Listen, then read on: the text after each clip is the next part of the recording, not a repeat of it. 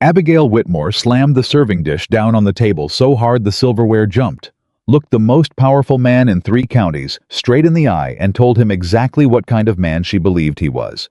Cruel, arrogant, and not worth the meal she'd spent 6 hours preparing. The whole room went airless. Her father's face went the color of ash. And Nathaniel Carter, the man every woman in Willow Creek had spent years trying to catch, simply stared at her like she'd just done something no one in his entire life had ever dared to do before. She had no idea he'd come to marry her. If you're new here, please subscribe to this channel and hit that notification bell so you never miss a story. And drop a comment telling me what city you're watching from. I love knowing how far these stories travel. Now settle in, because this one is going to take you somewhere you won't forget. The summer of 1882 came to Willow Creek, Colorado, the way bad news always did, quietly and all at once. The grass along the eastern ridge had been yellowing since April. The creek itself, which the town had been named for, had dropped 2 feet below its usual line, leaving a pale chalk mark along the rocks that old-timers said they hadn't seen since the drought of '67. The cattle were restless, the soil was dry, and anyone who'd been ranching in that part of Colorado long enough to know what those signs meant had started doing their private calculations, looking at their books, and praying that the summer wouldn't take from them what the last 3 winters had already tried to start. Thomas Whitmore was not praying. He was past that. He was sitting in the chair by the front window every morning before sunrise, not because he was an early riser by nature, but because sleep had stopped coming for him sometime in March and hadn't returned since. His hands, which had once been the strongest on the property, rested in his lap, like tools that had been set down for a job that was already finished. The rheumatism had taken most of the grip from his right hand by the previous autumn, and a coughing sickness that the doctor in town couldn't fully name had spent the winter working on what remained of his stamina. He was 61 years old, and he felt every single year of it pressing down on his chest when he breathed. But Thomas Whitmore was not a man who spoke about what pressed on him. He was a man who wrote letters. Abigail didn't know about the letter. She didn't know about it because her father had written it in the hour before dawn on a Tuesday in late April, sealed it himself, and ridden it personally to the postal station in town without telling her where he was going. She'd been out at the eastern fence line that morning, replacing 3 posts that had rotted through over the winter, and by the time she came back in with mud on her boots and splinters in her palms, Thomas was already back in his chair by the window, looking exactly the same as he always did, tired, quiet, and carrying something he wasn't going to share. She had learned not to push him. Not because she didn't care, but because she had come to understand, after 25 years of living beside this man, that Thomas Whitmore revealed things in his own time and in his own way. Pushing him only made him go further inside himself, and she couldn't afford to lose him any further than he'd already gone. So she pulled off her boots at the door, washed her hands at the basin, and asked him if he was hungry. He said he wasn't. She made him a plate anyway, and set it on the table, and sometime before noon it was empty, so she counted that as a small victory, and went back out to work. That was the rhythm of their life that spring. Abigail worked. Thomas watched.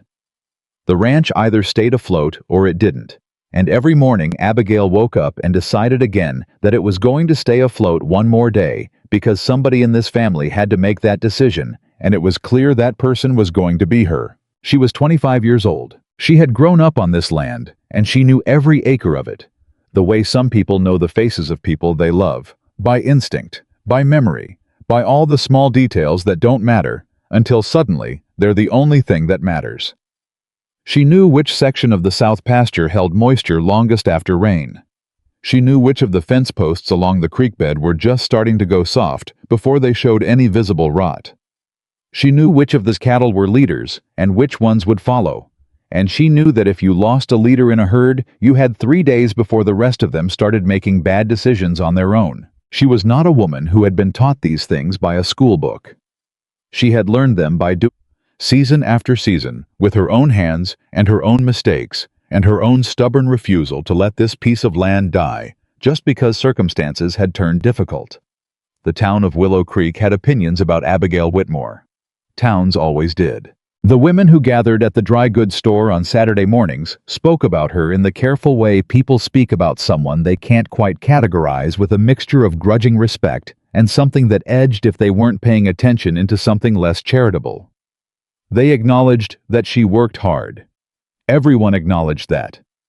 What they debated in those Saturday morning conversations over bolts of calico and sacks of flour was whether working hard was going to be enough for a woman in Abigail's particular situation. Her particular situation, as the town defined it, included the failing ranch and the sick father and the absence of any suitor with serious intentions. But it also included, and this was the part the women at the dry goods store spent the most time on, the fact that Abigail Whitmore was a large woman. Not in the way of someone who had let herself go. Anyone who watched her work for 5 minutes could see there was nothing soft about how she lived. But she was heavy in a way that the world of 1882 had already decided said something about a person, and the world of Willow Creek, Colorado, was not inclined to revise that opinion just because the evidence didn't support it. Abigail knew what they said. She had known for years. She had also decided somewhere in the process of learning to repair a fence post by herself at age 17 and balance a ranch's books by age 19 and talk a creditor out of foreclosing at age 22. That what the women at the dry goods store said about her on Saturday mornings was not information she needed to function. She had her land. She had her father. She had her work. That was enough. Or it had been enough until the morning in late May, when Thomas Whitmore finally told her that he'd been corresponding with a man named Nathaniel Carter. He didn't tell her why, not the full truth of it. He said only that Carter was a successful rancher from Harlan County, that he was coming to supper in 3 weeks' time, and that Abigail should prepare something appropriate for company. "What kind of company?" she asked. "The important kind," Thomas said. "The kind a man doesn't refuse." She had looked at her father for a long moment. He looked back at her with his tired eyes, and she could see that he was not going to say more than that, and that pushing him would accomplish nothing, except making the next 3 weeks uncomfortable for both of them. "All right," she said. "I'll put together a proper supper." "Thank you, Abigail." "Don't thank me yet," she said. "I haven't cooked it." He almost smiled.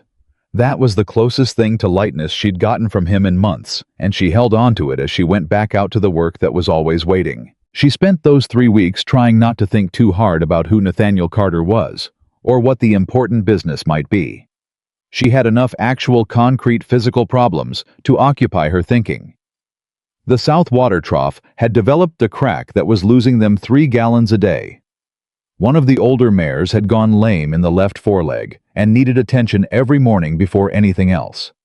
The account books were sitting on the desk in her father's study, showing numbers that Abigail had been rearranging in her head for weeks, trying to find a configuration in which they added up to something other than what they actually added up to. They didn't. She knew they didn't. She just hadn't figured out yet what she was going to do about it. The evening. Nathaniel Carter arrived. Abigail was in the kitchen. She had been cooking since noon, not because the meal required that much time, but because cooking was the one form of work she did that let her mind go quiet, and she had needed her mind to go quiet that day more than usual. She had made a proper roast, the kind that required tending, and biscuits from scratch, and a dried apple pie that had been her mother's recipe, the one she only made for occasions that deserved it. She heard the horse before she heard the man. A single horse moving at the unhurried pace of someone who didn't feel the need to announce himself with any urgency. She heard it come around to the front of the house, heard it stop, heard the creak of leather as someone dismounted, and then heard her father's voice from the front room saying something she couldn't quite make out through the kitchen wall. She stayed where she was. She would come out when the meal was ready. That was her job tonight, or the job she had assigned herself. Feed the company, be civil. Find out what this important business was, and then make whatever decision needed to be made afterward with clear information in front of her. That was how she approached most things, and she saw no reason to change her approach for a rancher from Harlan County, no matter how important her father seemed to think he was. When she finally came out of the kitchen, carrying the roast on the large serving platter, she saw him. Nathaniel Carter was standing beside the fireplace with his back half turned to the room, looking at the framed map of the ranch property that had hung on that wall for as long as Abigail could remember. He was taller than she'd expected, broader across the shoulders. His coat was good quality, She noticed that immediately, because she noticed practical things, and his boots were the kind that were made to last, rather than to impress, which told her something. His hat was in his hand, and his dark hair had the slightly flattened look of a man who'd been wearing that hat for a long ride. He turned when she came in. He had a strong face. Not a kind face, not from what she could read in those first few seconds, but a face that had done a great deal of thinking and not very much apologizing. His eyes moved over her in a single, unhurried assessment. Not the kind of look that was meant to be rude, she thought, but the kind of look that was simply habitual, the look of a man who was accustomed to evaluating things quickly and reaching conclusions. She had the distinct impression that he reached one about her in approximately 4 seconds. "Miss Whitmore," he said. His voice was even and low, and he nodded rather than offered his hand. "Mr. Carter," she said. She nodded back and set the roast on the table. "Supper's ready whenever my father wants to sit." Thomas was already moving toward his chair at the head of the table, moving the way he moved these days, carefully, with the deliberate attention of a man who has learned that his body requires negotiation.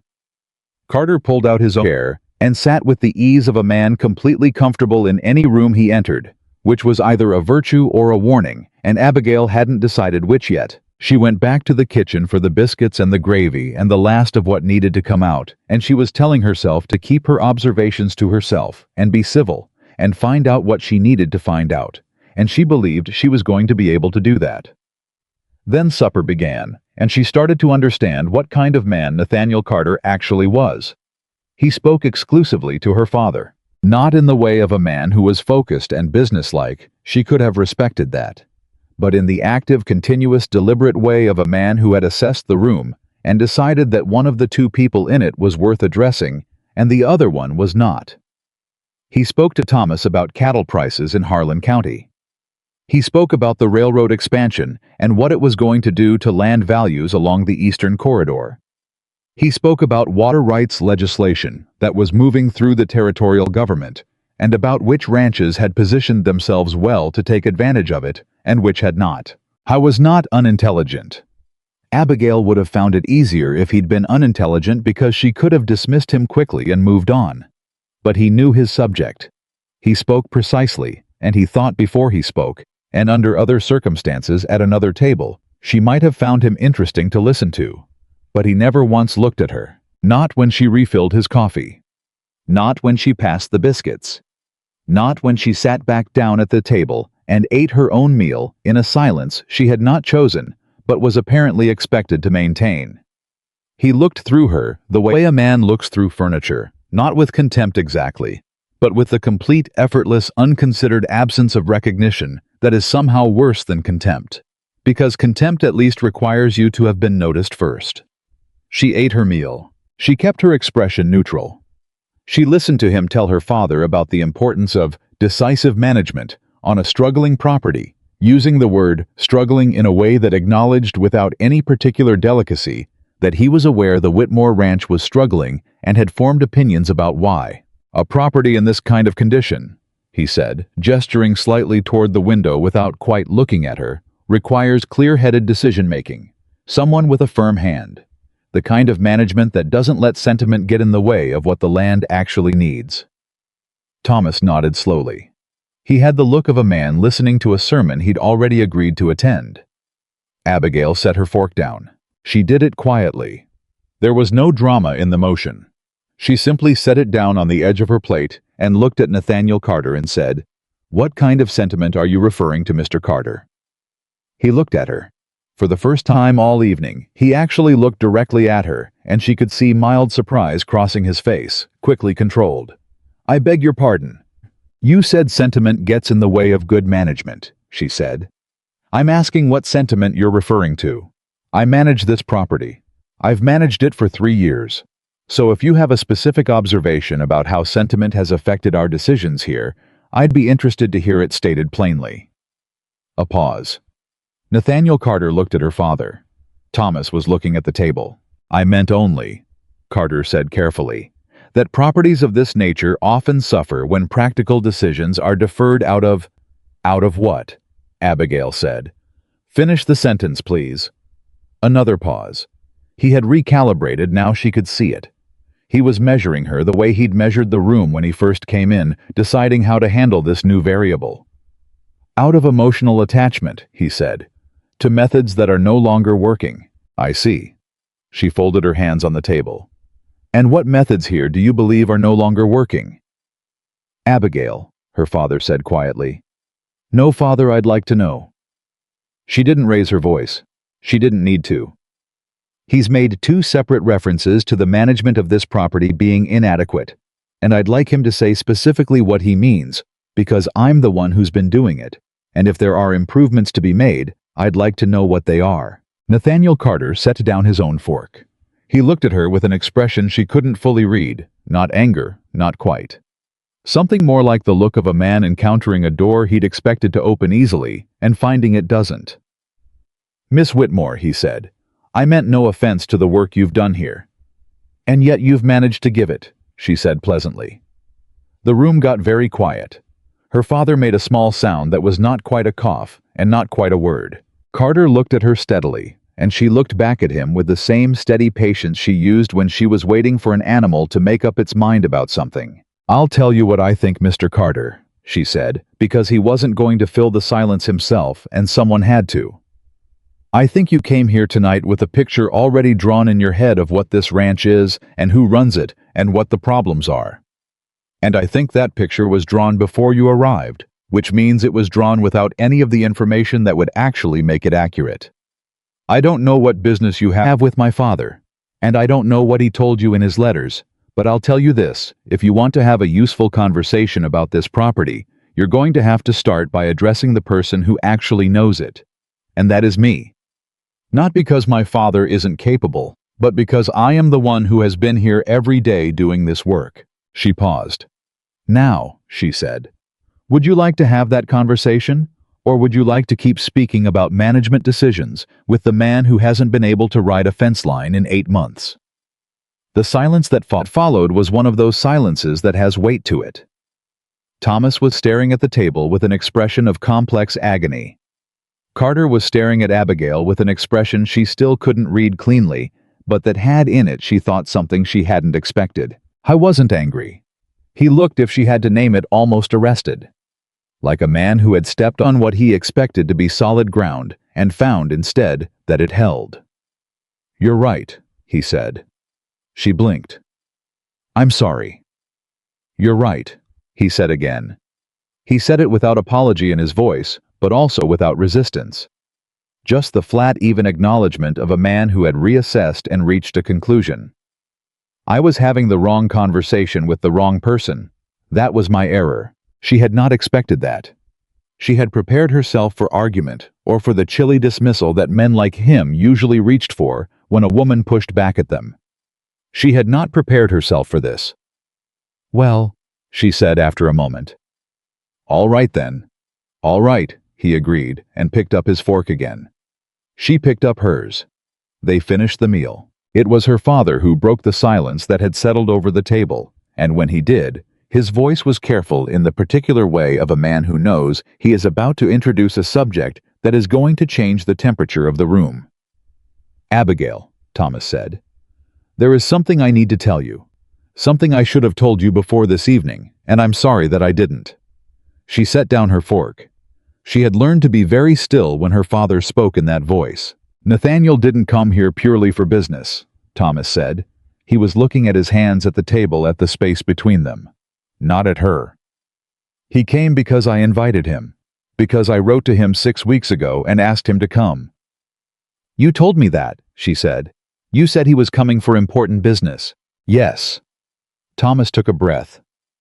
Abigail. The ranch, our situation. It's worse than I've let on. Much worse. He finally looked up at her, and she could see in his face the weight of everything he'd been carrying alone in that chair by the window since March, and for a moment she felt something squeeze hard in her chest. We owe money I cannot pay. The note on the lower pasture comes due in September. I don't have what's needed to cover it, and the bank has they've already told me what September is going to look like if nothing changes. She had known it was bad. She had not known it was that bad. The book she'd been looking at, the numbers she'd been rearranging in her head. She'd been working with what he'd shown her, and he hadn't shown her everything.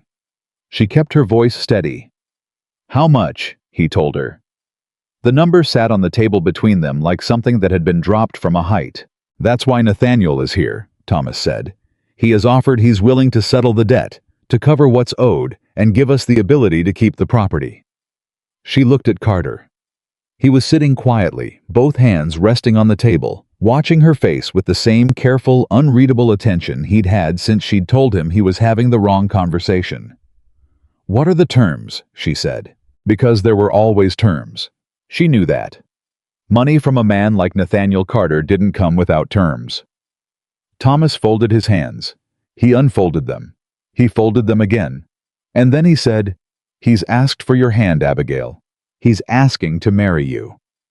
The room didn't go airless this time.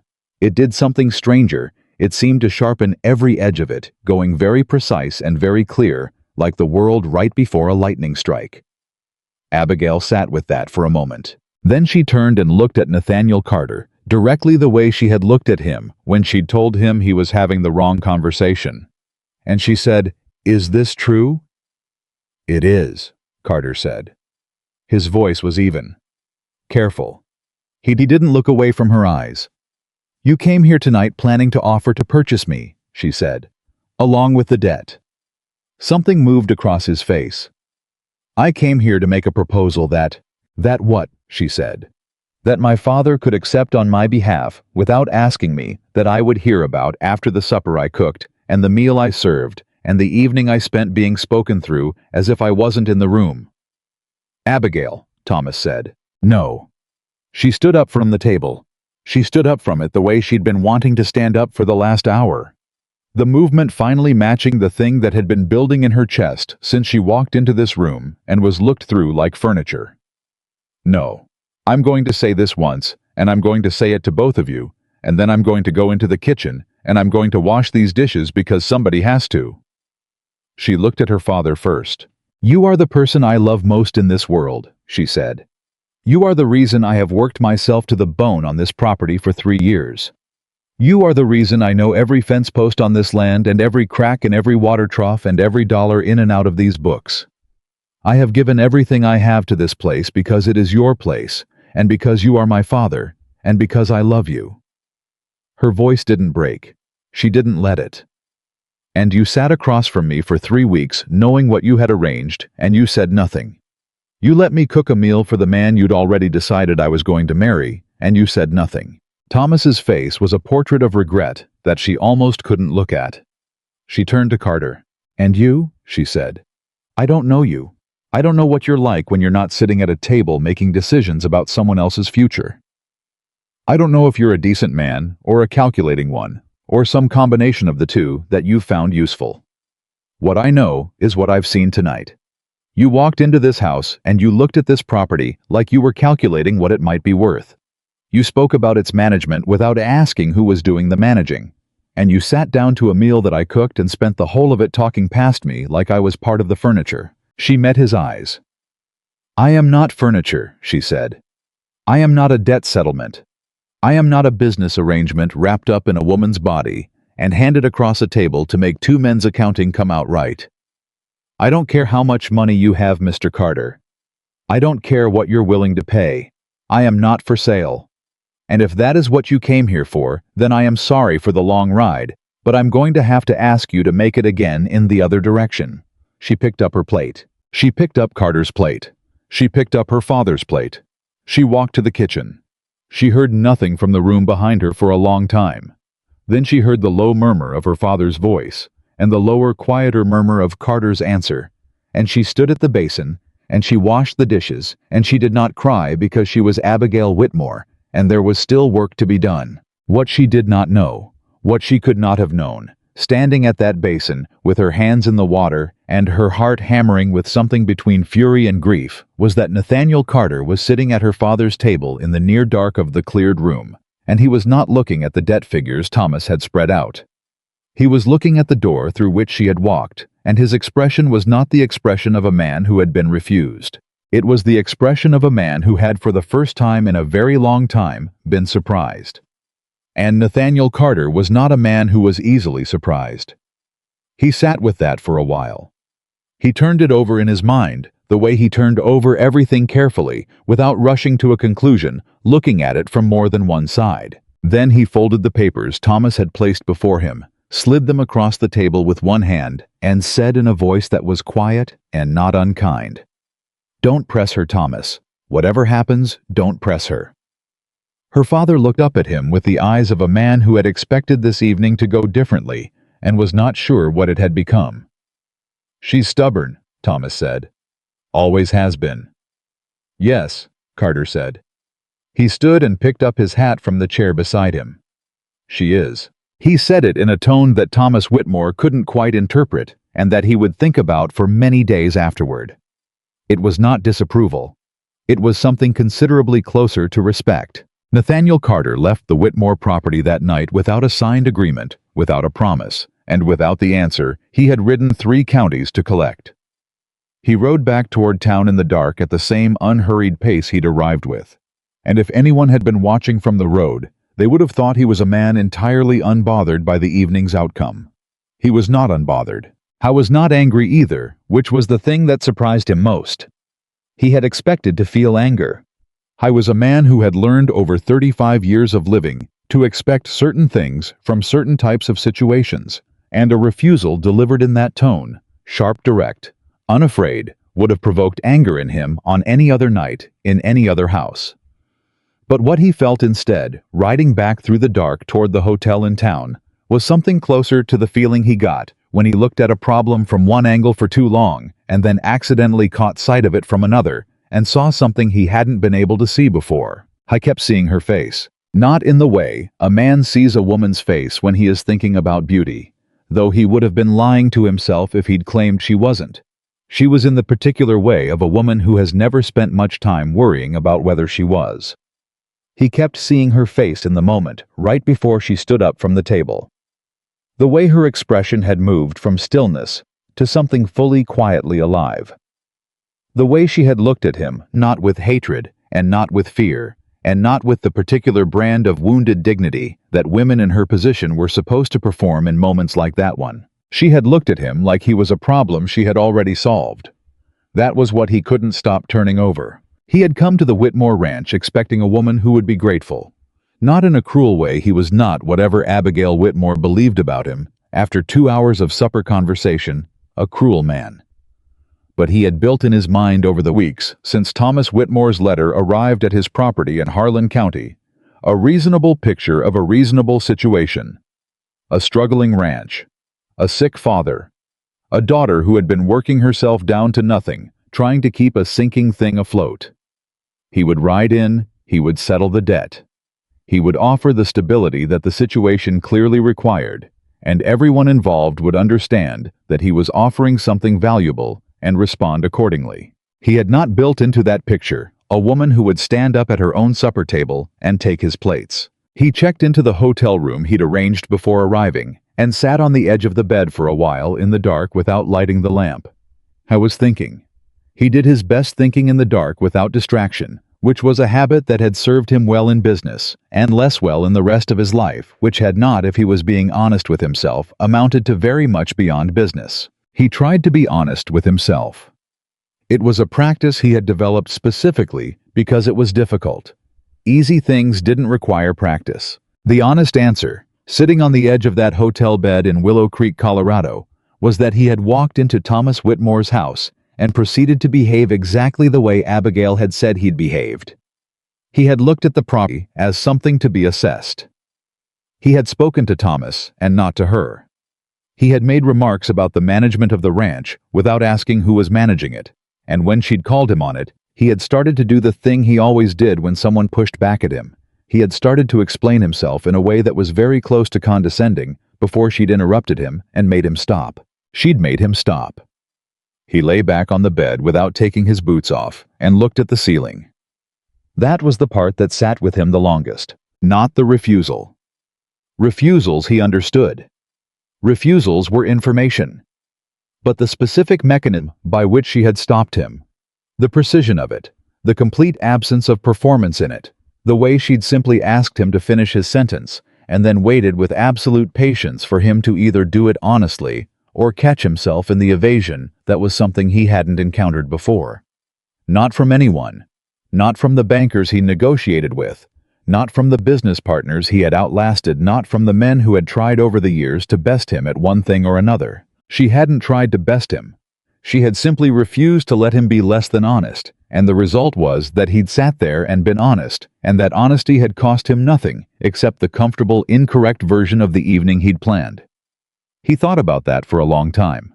Then, he thought about the number Thomas had shared with him, the debt that was coming due in September, the note on the lower pasture.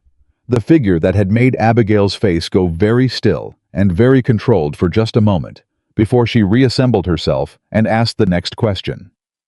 He thought about the books she must have been keeping. He thought about the fence lines she'd described managing the water trough she'd mentioned in passing as something that needed attention, the way she'd said every fence post on this land, like a person reciting something they'd had to memorize under pressure. She'd been managing it all, and her father had been protecting her from the full scope of how bad things were, which meant she'd been managing it all without the complete picture. Which meant every decision she'd made had been made with incomplete information, and those decisions had still somehow kept the property alive long enough for him to ride up to it tonight and find it still standing. He closed his eyes. He thought, that is not an ordinary woman. I thought I handled this very badly. He thought last of all, because he was a man who finished his thoughts even when they were uncomfortable, I am going to have to try again. Abigail did not sleep much that night either, but unlike Nathaniel Carter, she did not lie still. She worked. That was her method for the kind of thoughts that wouldn't quiet themselves. She moved.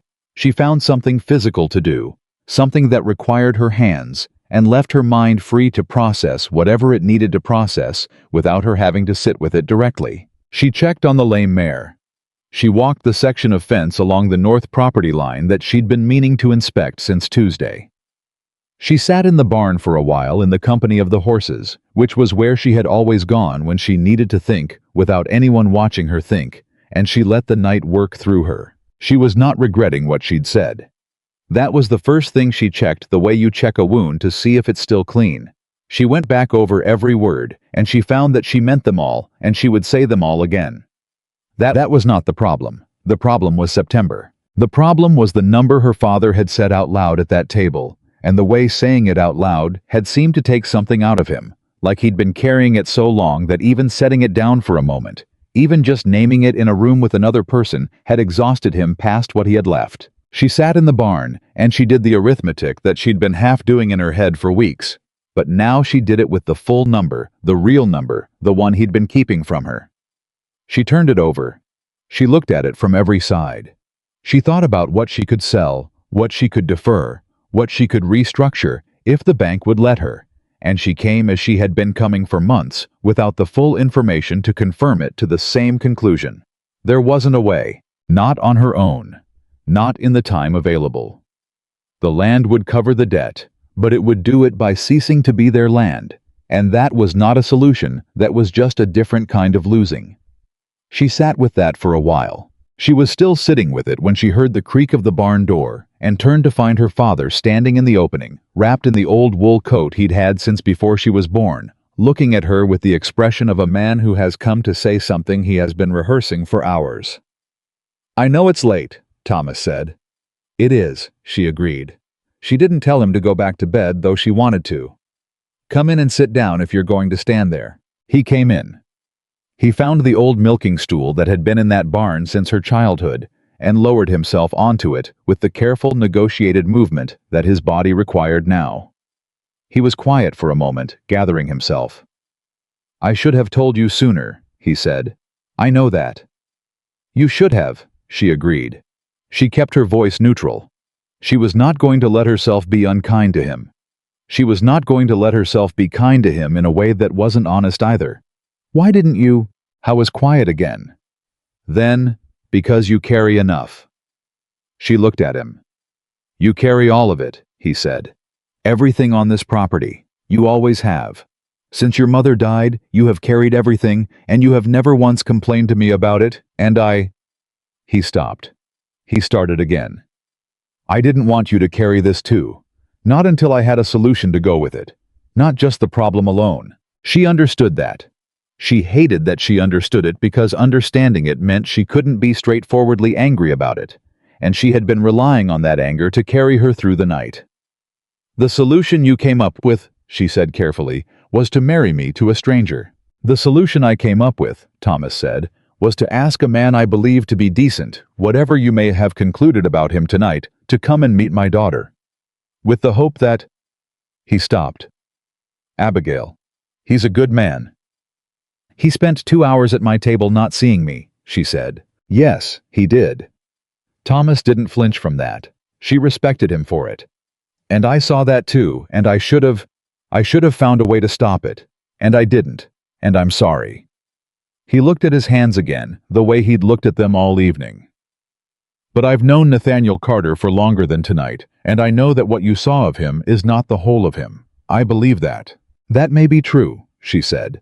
"But I'm the one who has to take your word for it, and I'm the one whose future we're discussing, and I'm the one who wasn't consulted." She paused. "That's the part I can't get past, Father. Not the man. The method."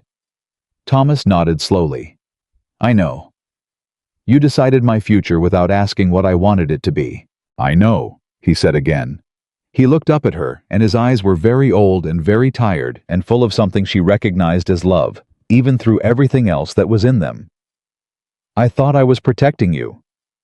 "I know you did," she said. And she felt the anger shift slightly, not disappear, but change shape, become something more complicated than anger, the way things always did when you loved the person you were angry at. "That doesn't make it right." "No," he said. "It doesn't." They sat in the barn together for a while without speaking. One of the horses shifted and blew quietly. The night outside was the deep still dark of a rural night without anything moving in it. "What happens in September?" she said finally. "If nothing changes." He told her. He told her all of it this time, the parts he'd been managing and the parts he'd been deferring, and the conversation with the bank that had happened in April, and the letter that had come from the creditor in May, and the full picture of where they stood. He told it to her the way he should have told it months ago, and she listened to every word and kept her face still and let it all come in. When he was done, she sat for a moment. "All right," she said. "All right.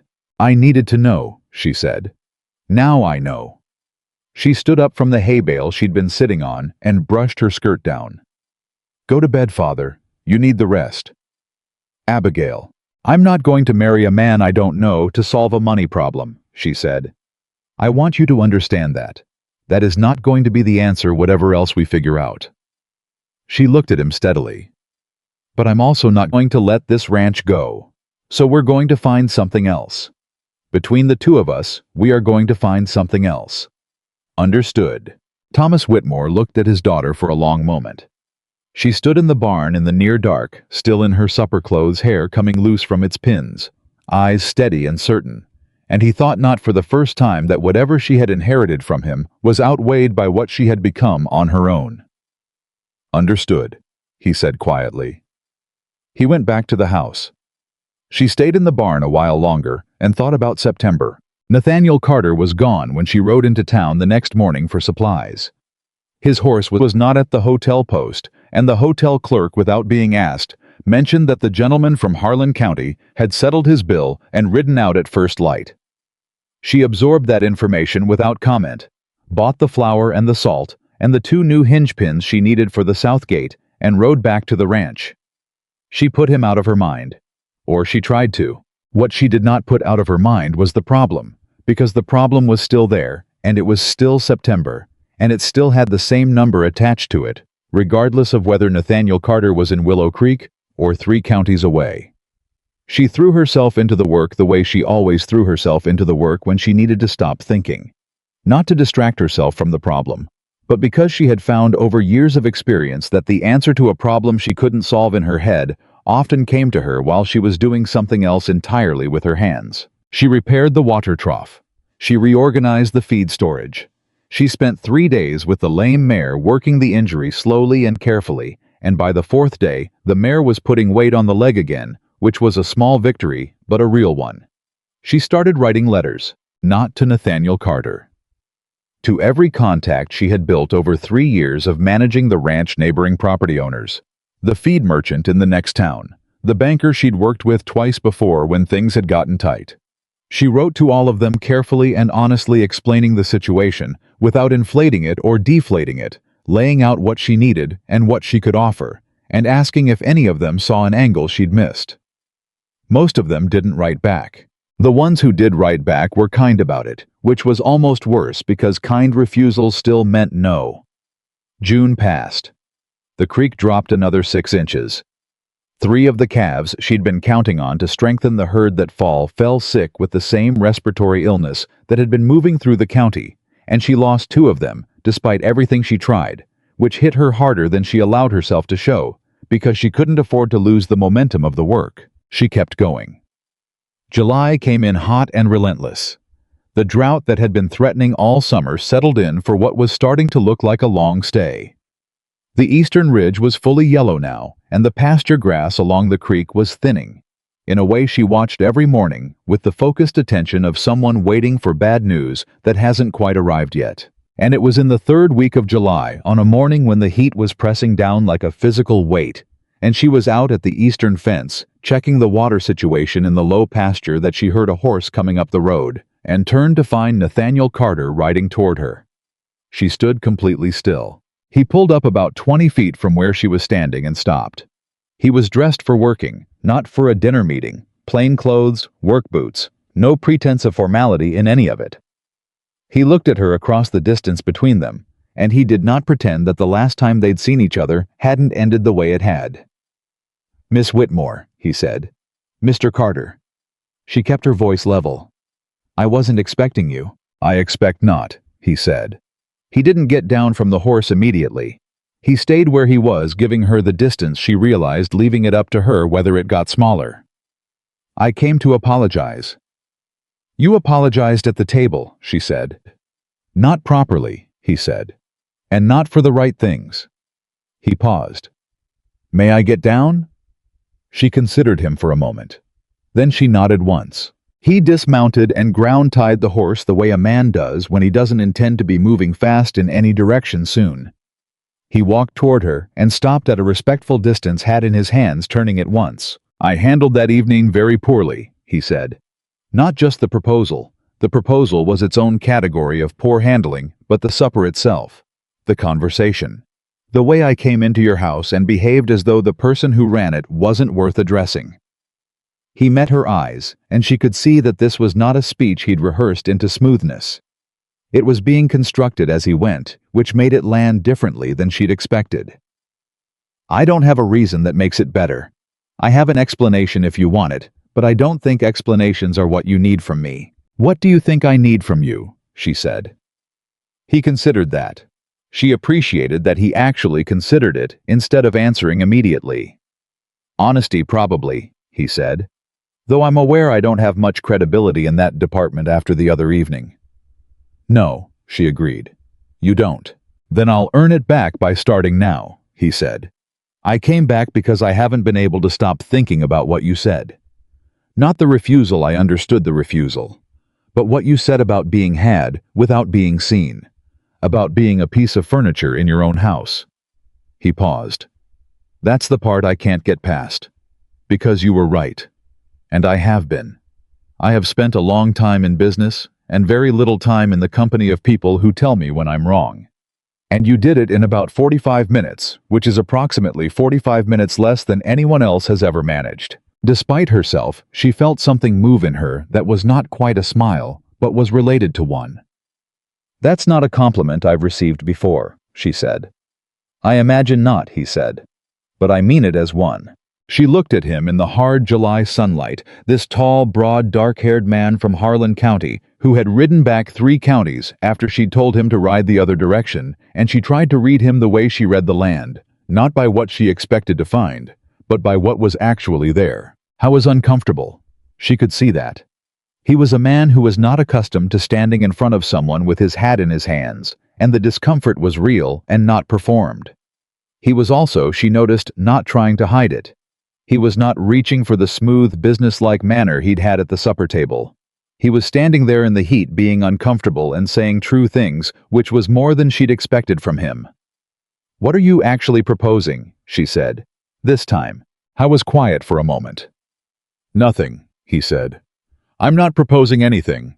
I rode back because I owe you an honest apology, and I gave you a poor one. That's the only reason." He turned his hat once more. "What happens after that is your decision. Whatever you decide, I'll respect it. I'll ride home, and I won't come back if that's what you want." She studied him. "Or," she said. "Or," he said, and there was something that shifted in his expression. "Careful, but there. Or, you let me do something useful while I'm here. I've been told there's a water situation on your eastern pasture that's getting worse. I know water management. It's where most of my money is actually made, the resource side, not the cattle side. If you thought it was worth 3 or 4 hours of your morning, I could take a look." She looked at him for a long time. "You want to help me with my water problem," she said. "I do." "Not as part of a deal," she said. "Not as a negotiating position." "No," he said. "Just as something I'm able to do that might be useful. Nothing more than that." She was quiet. The heat pressed down. In the distance, the creek glittered in the way it glittered when it was too low, the light catching it wrong. "The low pasture is about half a mile east," she said finally. "You'll need to put your horse in the shade by the east fence. There's water in the trough there, though it's lower than it should be, which is rather the point." He nodded. He didn't smile, didn't make a remark. He just turned and went to his horse and did what she'd said. She watched him go. She thought, "I don't trust him." She thought, "But I don't trust anyone who hasn't given me a reason to yet." She thought, "I'll give him the morning." She picked up her tools and followed him east. What happened in the next 3 hours was not what she expected. She had expected him to arrive at the low pasture and do what men who wanted to impress her usually did: make large, confident pronouncements, point at obvious things, as though she hadn't already seen them offer solutions that would require his money to implement, and therefore bring them right back around to the conversation she'd walked away from. He did none of that. He walked the line of the low pasture slowly and quietly, looking at the ground and not talking. He crouched down at 2 different points to look at something in the soil texture, and once he asked her a question about where the upstream diversion sat, and whether it had been adjusted since the creek dropped. She told him. He nodded and walked another 40 feet along the line, and crouched again, and she found herself watching his hands, the way they moved over the ground. Not the hands of a man performing expertise, but the hands of a man who had actually gotten down in the dirt with a problem before. "Here," he said after a while. She came and stood beside him. He was pointing at a slight depression in the ground, barely visible, that she had in fact noticed and been uncertain about. "What about it?" she said. "This is where you're losing it," he said. "Not the creek level. The creek level is a problem, but it's not your main problem. This depression is sitting directly over an old subsurface channel. I've seen this on 2 other properties on the eastern plain. The water's going down instead of moving laterally the way you need it to. You're irrigating the ground 10 feet below you instead of the pasture." He looked up at her. "It can be fixed. It takes 2 days of work, and it costs almost nothing if you have access to the right clay material, which I believe there's a deposit of on your north ridge." She was quiet for a moment. "Show me," she said. He showed her. By the time the morning was over, she had 3 pages of notes in her own handwriting.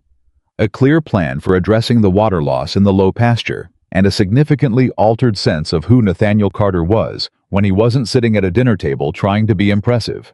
He was, it turned out, very good at what he did. How was also, it turned out, capable of spending 3 hours solving a problem alongside a person without once making it about himself. She didn't tell him any of this. But she made him a cup of coffee when they came back to the house, which was the first thing she'd offered him since the night she'd taken his plates. He accepted it without comment and drank it on the porch, and then said he'd be heading back. "Thank you for your time," she said. "Thank you for yours," he said. He mounted and started down the road.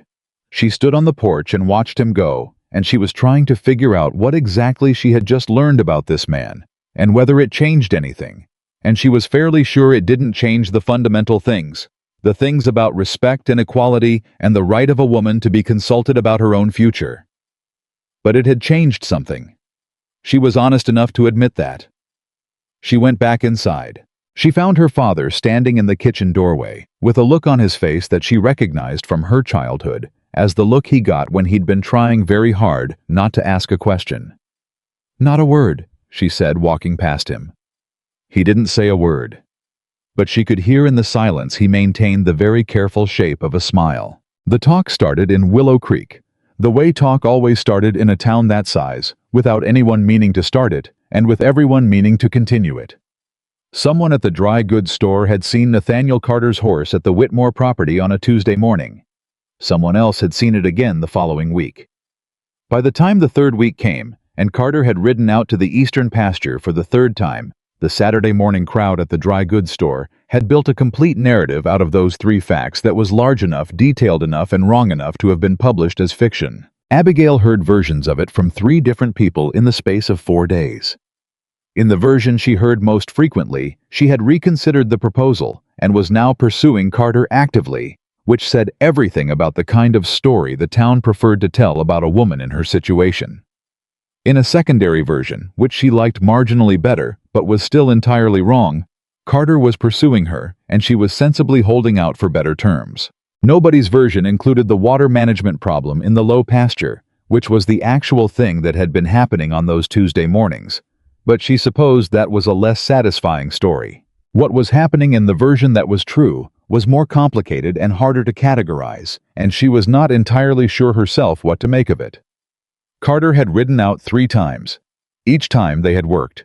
They had looked at the property and identified problems and discussed solutions, and he had given her his full, undivided attention in a way that was so different from that first evening at the supper table that she sometimes found it hard to reconcile the 2 men into one. He had not raised the subject of the proposal again. She had not raised it either. They spoke about water tables and soil composition and cattle management and the legislation coming out of Denver, and they argued once for the better part of an hour about the best approach to the North Ridge clay deposit, and he had turned out to be wrong, and she had turned out to be right, and he had said so directly and without making an ordeal out of it. She had respected him for that. It was a narrow thing, respect, she was aware of that. It was not the same as trust, and it was not the same as forgiveness, and it was certainly not the same as the thing that the Saturday morning crowd at the dry goods store had decided was happening between them. But it was real, and it was growing in the careful, incremental way that real things grew without permission and without announcement. It was in the 4th week of this arrangement, on a morning when the heat had finally broken slightly, and the air had the first faint suggestion of the autumn that was coming, that Carter arrived at the Whitmore property and found Abigail not at the eastern pasture, or the water trough, or anywhere else. She was usually working, but sitting on the front porch steps with a letter in her hands. He dismounted and came as far as the porch gate. "Bad news," he said. She looked up at him. She'd been so focused on the letter that she hadn't heard him come up the road, which was unlike her. "The bank moved the date," she said. "The note on the lower pasture, they moved it forward." He was very still. "How far forward?" "6 weeks," she said. "Instead of September, it's August, the end of August." He came through the gate. He sat down on the porch step beside her, not close, not presuming anything but close enough that she didn't have to speak across a distance. "Let me see the letter," he said. She handed it to him. He read it. He read it twice, which was how she knew he was taking it seriously, and not just performing that he was. "This is not legal," he said. "They can't move the date unilaterally without—" "I know," she said. "I know it may not be legal. I also know that by the time I could fight it legally, the date would have passed, and the property would be in their hands, and then I would be fighting it from a different position entirely." She took the letter back. "They know that too. That's why they did it." He was quiet. "They want the property," she said. It was not a question. She had put it together in the 20 minutes since she'd opened the letter. "It's not about the debt. The debt is the mechanism. What they actually want is the land." "Yes," Carter said. She looked at him. "I've been hearing things," he said carefully, "about a land consolidation that's been building in this county for the past 18 months. A group of investors out of Denver, who have been using exactly this mechanism, moving in on debt-stressed properties, accelerating the terms, taking the land before the owners can respond. "You knew about this," she said.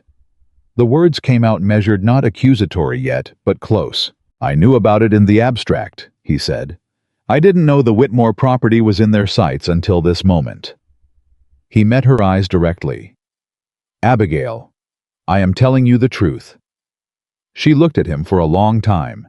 She heard his voice when he said her name, not Miss Whitmore, which he'd been careful about since the supper table, but her name direct and unadorned. It was the first time he'd said it. She filed that away somewhere along with the water management knowledge and the hour he'd spent being wrong about the North Ridge and the way he'd read the letter twice. "What do I do?" she said. It was the first time she had ever asked him that. He knew it. She could see him register it carefully, without making anything large of it. "You fight it," he said. "And you don't fight it alone." She looked at the letter in her hand. She looked at the land stretching out beyond the fence, dry and yellow, and hers the only piece of the world she had ever truly known. "Tell me how," she said. He said it quietly, without theater, and with the particular steadiness of a man who has already done the thinking and arrived at the place where thinking becomes action. "You fight it on paper first. You need to get to a lawyer, a real one, not the one the bank uses, before the end of this week. You need documentation of the original agreement, every letter they've sent you, and every payment record going back to the beginning. You bring all of that to someone who knows territorial contract law, and you make them tell you exactly what that bank is and isn't allowed to do. The nearest lawyer who isn't in the bank's pocket is in Durango," Abigail said. "That's 2 days' ride." "Then you leave tomorrow morning," Carter said. She looked at him. "And the ranch?" "I'll stay," he said, just like that. No negotiation, no conditions attached. "I'll keep an eye on the property while you're gone. Make sure nothing moves that shouldn't move." She was quiet for a moment. She understood what he was offering, and she understood what it cost him in terms of his own schedule, his own property, 3 counties away, that he'd already been neglecting in favor of Tuesday mornings on her eastern pasture. She also understood that this was not a gesture designed to impress her. It was a practical offer from a man who had assessed the situation and identified what was needed. That was the version of Nathaniel Carter she had been learning over the past 4 weeks. And that version was considerably harder to dismiss than the one who had sat at her supper table, looking through her like furniture. "I'm not accepting your money," she said. "I want that clear before anything else." "I know," he said. "I'm not offering it. If we find a legal solution, then we fight it with the legal solution," he said. "The money is a last resort. It has always been a last resort. I should have made that clearer from the beginning, instead of leading with it like a man who thinks the only tool he has is what's in his wallet." She absorbed that. She was learning a capacity for self-assessment that surprised her every time it surfaced, because it was not the quality she had expected from him, and not the one he'd shown her at first. "All right," she said. She stood up from the step and folded the letter into her apron pocket with the decisive motion of someone putting a problem away until they can do something about it. "I'll leave at first light. I'll take the bay. She's faster than she looks, and she doesn't tire on long roads." "Take the main road through Colton," Carter said. "Don't go through the Valley Pass. If this group out of Denver is as organized as I believe they are, they'll have eyes on the obvious routes into this property. I don't want anyone seeing which direction you're heading until you're already most of the way there." She stopped and looked at him. "You think they're watching the property?" "I think they're watching any property where the debt is in the stage theirs is in," he said. "It's how they operate. They apply pressure at the right moments to make sure the owner doesn't have time to find alternatives." His jaw was set in a way she hadn't seen before, something harder underneath the evenness. "This isn't the first time they've done this. It won't be the last unless someone stops them." "You know more about these people than you told me," she said. He held her gaze. "Yes," he said. "I do. And I will tell you all of it when you get back from Durango, because there's information you need that I should have given you sooner. But right now, the most important thing is getting you to that lawyer before these men have time to make any more moves." She wanted to press him. She wanted to sit him down and get every piece of information he was carrying right now today in the next hour. But she was also smart enough to recognize when someone was right about sequencing, and he was right. The lawyer was the urgent thing. Everything else could follow. "We'll have that conversation when I get back," she said. "When you get back," he agreed. She went inside to tell her father what was happening. Thomas took the news the way he had been taking bad news since March, without visible collapse, but with a settling in his face, like weight being added to something already near its limit. He listened to all of it, the letter and the moved date and the plan for Durango, and then he looked at Abigail and said, "Carter offered to stay." "He did," she said. "And you said yes." "I said yes to the practical offer," she said carefully. "Not to anything else." Thomas was quiet for a moment. Then he said, "I know the difference, Abigail. I'm not reading into it." She looked at her father. He looked back at her with those tired, careful eyes, and she thought not for the first time that he saw considerably more than he chose to say, and that this was one of the ways in which they were alike, though she had never told him so. "Get some rest," she said. "I'll be back in 4 days." She left before sunrise. She took the bay mare and the main road through Colton, and she rode hard, and she did not look back at the property as she went, because she had learned a long time ago that looking back while you were in motion was how you missed what was in front of you. The lawyer's name in Durango was Edmund Hale, and he was a small, precise man with wire-rimmed glasses and the organized desk of someone who understood that chaos was expensive. He listened to Abigail for 45 minutes without interrupting her. She laid out the original note, the correspondence, the payment record, and the letter about the moved date, and she put them in front of him in the order they had happened because she had sorted them on the ride down, and she wanted him to see the full sequence. When she finished, he picked up the letter with the moved date and read it twice. Then he said, "They can't do this." "I know they can't," Abigail said. "I need to know how to stop them from doing it anyway." He looked at her over the wire-rimmed glasses. "You're correct that they lack the legal standing to unilaterally accelerate the note. The original agreement is a fixed-term instrument. They'd need your father's written consent to change the timeline, and absent that, any enforcement action they take is contestable." He paused. "The problem is contestable from what position? If they move against the property before you've filed, you're contesting from outside, which is slower and more expensive, and gives them the advantage of possession while the case moves. So I need to file first," she said. "You need to file first," he said. "An injunction to prevent any enforcement action until the original timeline is restored and reviewed. I can draft it today if you're willing to authorize me." "What does it cost?" he told her. It was not a small number, but it was a manageable number, not the kind that required a man from Harlan County to solve, just the kind that required her to redirect the money she'd been holding back for the fall seed purchase, and accept that she was going to need to find another way to handle seed this year. "Draft it," she said. He drafted it. She sat in his office while he worked, and she did not pace and she did not fidget because she had made the decision, and second-guessing it was a waste of energy she needed elsewhere. She answered his questions when he had questions. She signed where he told her to sign. She made sure she understood every word of what she was authorizing before she authorized it. By the time she rode back out of Durango, it was late afternoon, and she had a copy of the filed injunction in her saddlebag, and the particular feeling she always got when she had done the right thing in a hard situation.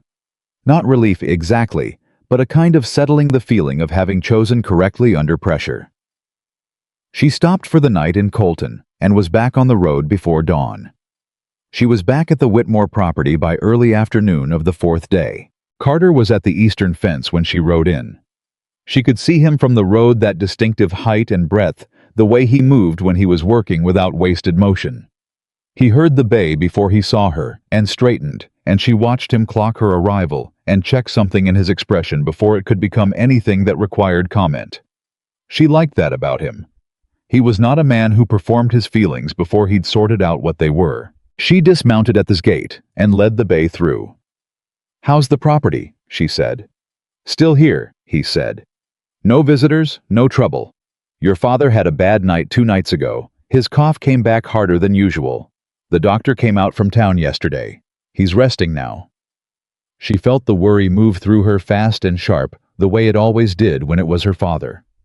How bad? The doctor said it's the same condition, not worse, just a bad night. He's better today. He ate breakfast. Carter was watching her face. He's all right, Abigail. She took a breath. She let it out. All right, she said. And what else? 2 men rode past the property yesterday, he said. Slow. Looking. They didn't stop, but they didn't look like they were just passing through either. Denver men, she said. Most likely, he said. I made sure they saw me.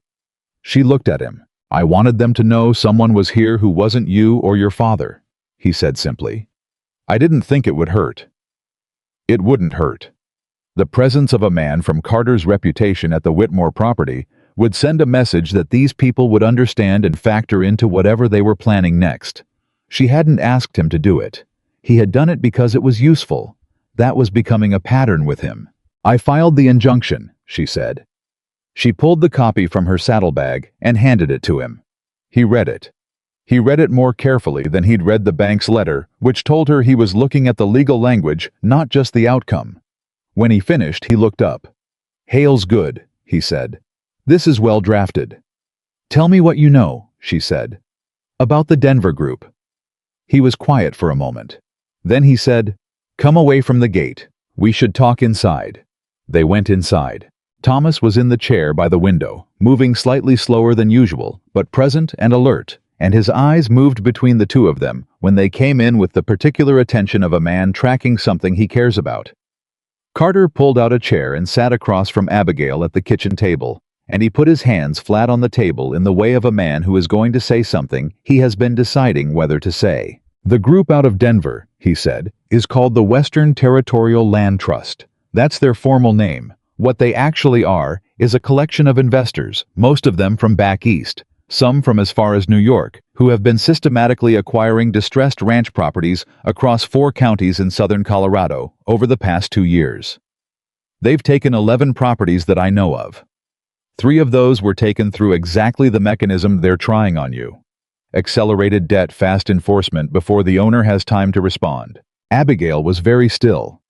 11 properties. 11 that I know of, he said again, the repetition deliberate. There may be more I don't know about. And you knew this, she said. Before you rode to Willow Creek. Before you sat at my father's table. He held her gaze. I knew they were active in the region. I did not know the Whitmore property was one of their targets. I want to be clear about that because it matters. Why does it matter? She said, not hostile, genuinely asking. Because if I had known, he said, I would have approached this very differently from the start. I wouldn't have led with a marriage proposal. I would have led with the information. He paused. I made assumptions about the situation that I should have verified first. That is the same error I made at your supper table, and I'm not going to make it a 3rd time. She absorbed that. 2 errors acknowledged, specifically without hedging.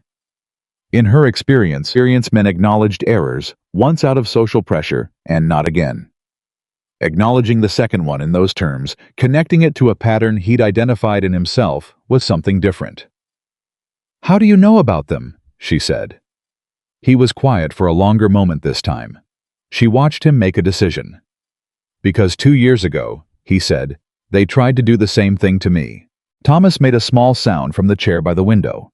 Abigail stayed completely still. My property in Harlan County, Carter said. 3 years ago, I was in a more complicated financial position than I am now. My father had just died and left the estate in more disorder than I'd been told, and there was a period of roughly 8 months where the numbers were difficult. Someone in Denver got word of it. He looked at the table for a moment, then back at her. They moved on my eastern section. Same mechanism, accelerated debt, manufactured urgency pressure at exactly the right moment to make me feel like I had no time and no options. But you kept the property, Abigail said. I kept it, he said. Not easily, and not without help that I'm not proud of how I had to ask for. He paused. But I kept it, and I came out of it knowing exactly how they work and exactly what they're willing to do when they can't get what they want quietly.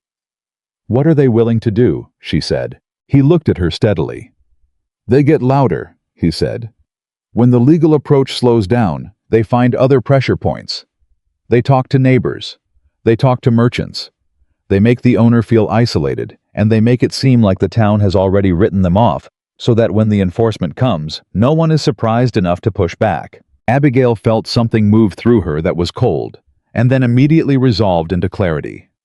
She knew exactly what he was describing because she already knew how Willow Creek worked, and she could see exactly how that particular mechanism would play out in a town where the Saturday morning crowd had already spent years building a narrative about Abigail Whitmore that made her easy to dismiss.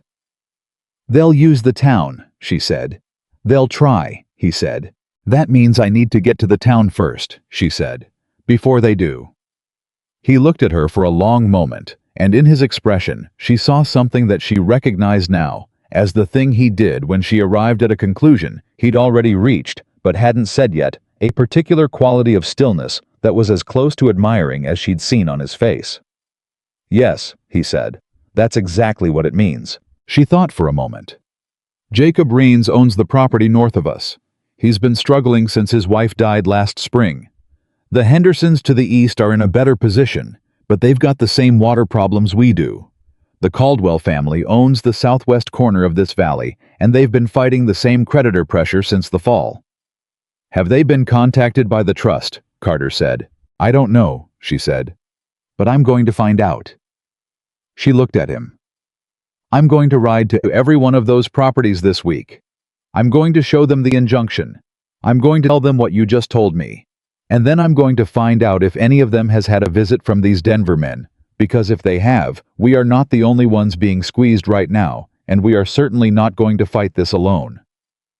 "There's something else," Carter said. She looked at him. His expression had shifted into something more careful. "The man the trust has been using as their local representative," he said. "The person who's been managing their land acquisition in this area and maintaining their relationships with the local banks." He paused. "His name is Harold Veach. He's the deputy land commissioner for this county." The silence that followed was absolute. Thomas said very quietly from the chair by the window, "Lord." Abigail said nothing for a moment. She was processing what that meant, not just the information itself, but the structure of the problem it created. A deputy land commissioner had access to every property record, every debt record, every filed document in the county. He could slow things down, misplace filings, delay responses, manufacture procedural problems that looked accidental and weren't. "That's why they moved so fast," she said. "The injunction Veach will know about it by the end of this week." "By the end of tomorrow, more likely," Carter said. "Which means the window between the injunction and their response is shorter than Hale may have calculated for." "Then we move faster than they do," Abigail said. She stood up. Carter stood up too, and Thomas shifted in his chair, and all three of them were looking at each other with the particular electric quality of people who have just understood the full size of the problem they're in and have simultaneously decided to face it anyway. "I'm going to Jacob Reens this afternoon," Abigail said, "before dark." "I'll go east to the Henderson property," Carter said. "I know Daniel Henderson's brother from a land conference in Denver 2 years ago. He'll listen to me, Father," Abigail said, turning to Thomas. "I need you to write something down for me. Every interaction you've had with the bank since March. Every letter, every conversation you remember with dates, if you have them. Everything. Can you do that?" Thomas straightened in his chair. It was the first time in weeks she had seen him straighten. "Yes," he said. "I can do that." "Good." She was already moving. She pulled on her coat, checked her hat, and went to the door. Then she stopped and turned back to Carter. "When you talk to Henderson, don't just tell him about our property. Ask him about his. Ask him when the pressure started and what form it took. If the pattern matches, he'll understand what he's looking at." Carter looked at her. "That's good." "I know," she said without ego in it. She pulled the door open. "Meet me back here before sundown. We'll see what we've learned." She was already down the steps when she heard him behind her, and she heard him say quietly enough that it might have been to himself, "She moves fast." She didn't slow down.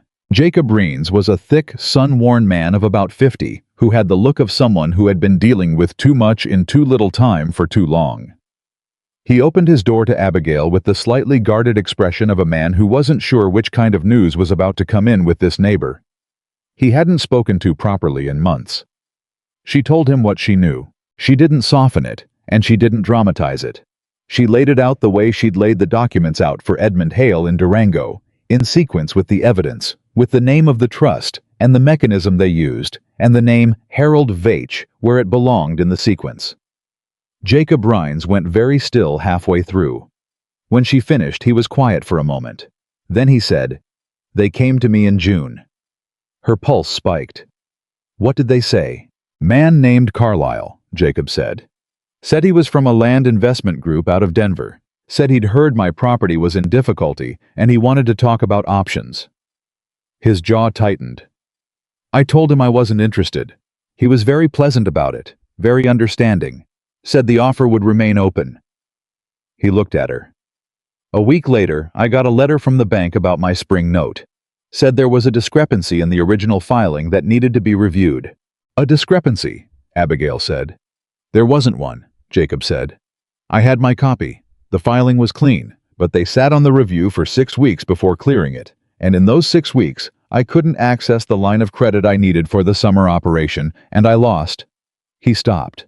It cost me significantly. He had been softened, Abigail thought, not broken. Jacob Rhines was not a man who broke easily, but softened, made more vulnerable, made slightly more alone. That was what the 6-week delay had done. That was the point of it. "Are you willing to file a formal statement," she said, "about what happened?" "Dates the man's name, the sequence." He looked at her steadily. "What are you building?" "I don't know the full shape of it yet," she said honestly. "But if they've done this to you, and they've done it to us, they've done it to others. And if we have enough documentation from enough properties, the injunction I filed becomes part of something larger, something that can't be settled quietly." Jacob was quiet for a moment. He looked at his hands. He looked at the door. Then he looked back at Abigail, and she could see in his face the precise moment when the arithmetic shifted from fear toward something else. "You know the Caldwell family's been having trouble since September," he said. "I was going there next," she said. "Don't bother riding," Jacob said.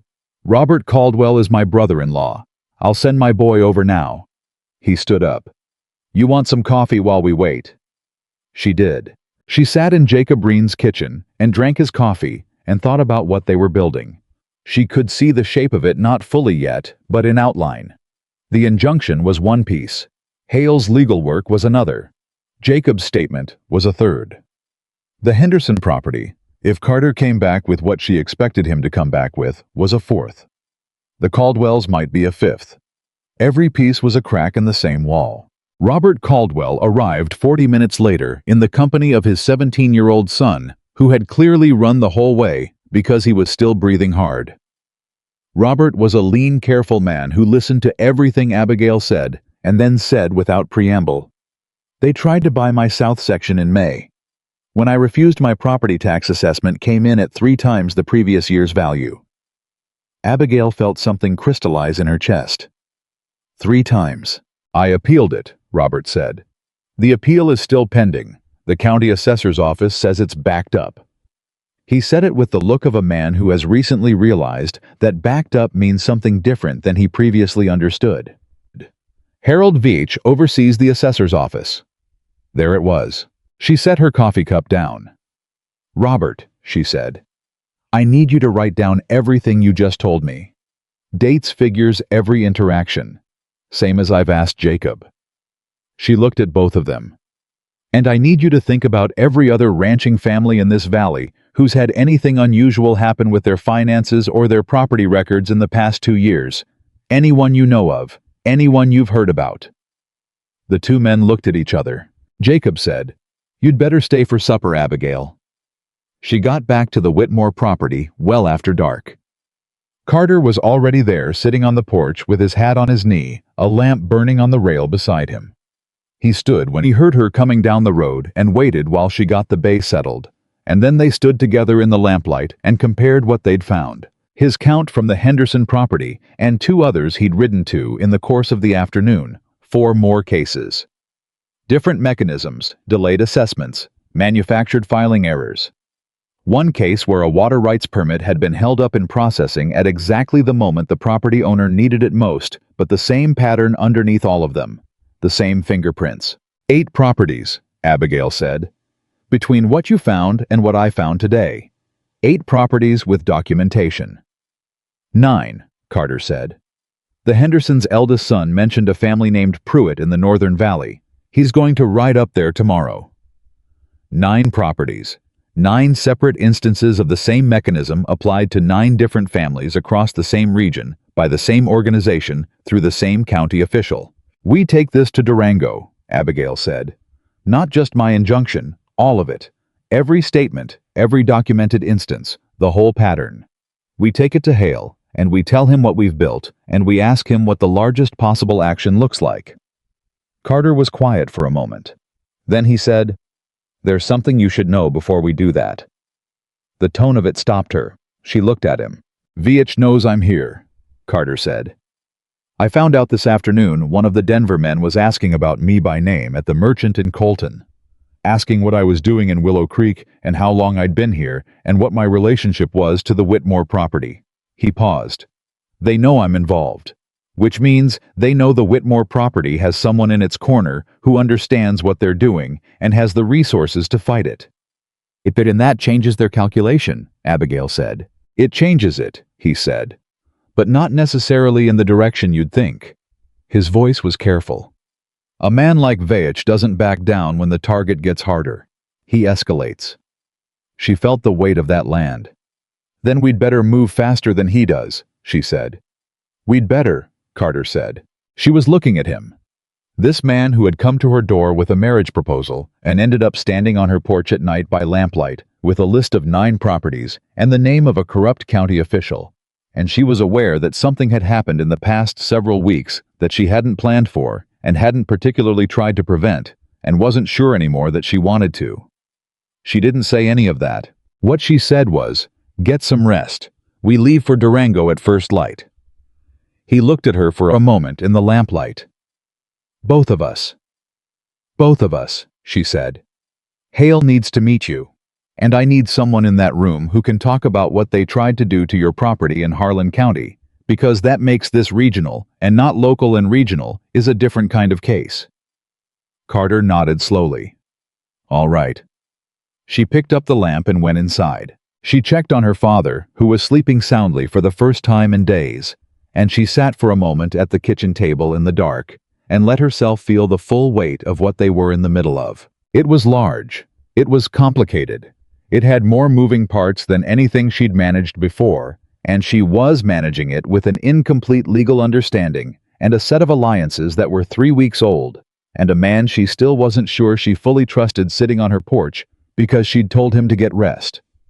She was also, she realized with the particular clarity that came to her in quiet moments, not afraid. She was not afraid. That surprised her, and then it didn't. She had been doing hard things alone for 3 years. Doing a hard thing with someone beside her, even someone she wasn't sure of yet. Even someone whose presence raised questions she hadn't answered was not harder than that.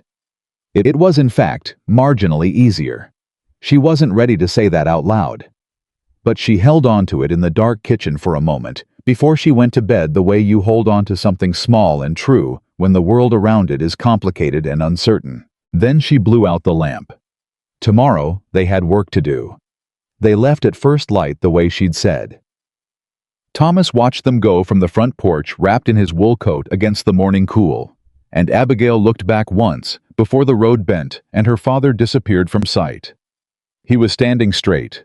Straighter than he'd stood in months. She took that with her. The ride to Durango was 2 days of mostly silence, the functional kind, not the uncomfortable silence of 2 people who had nothing to say, but the silence of 2 people who had too much to think about and enough sense not to fill the space with noise that wasn't useful.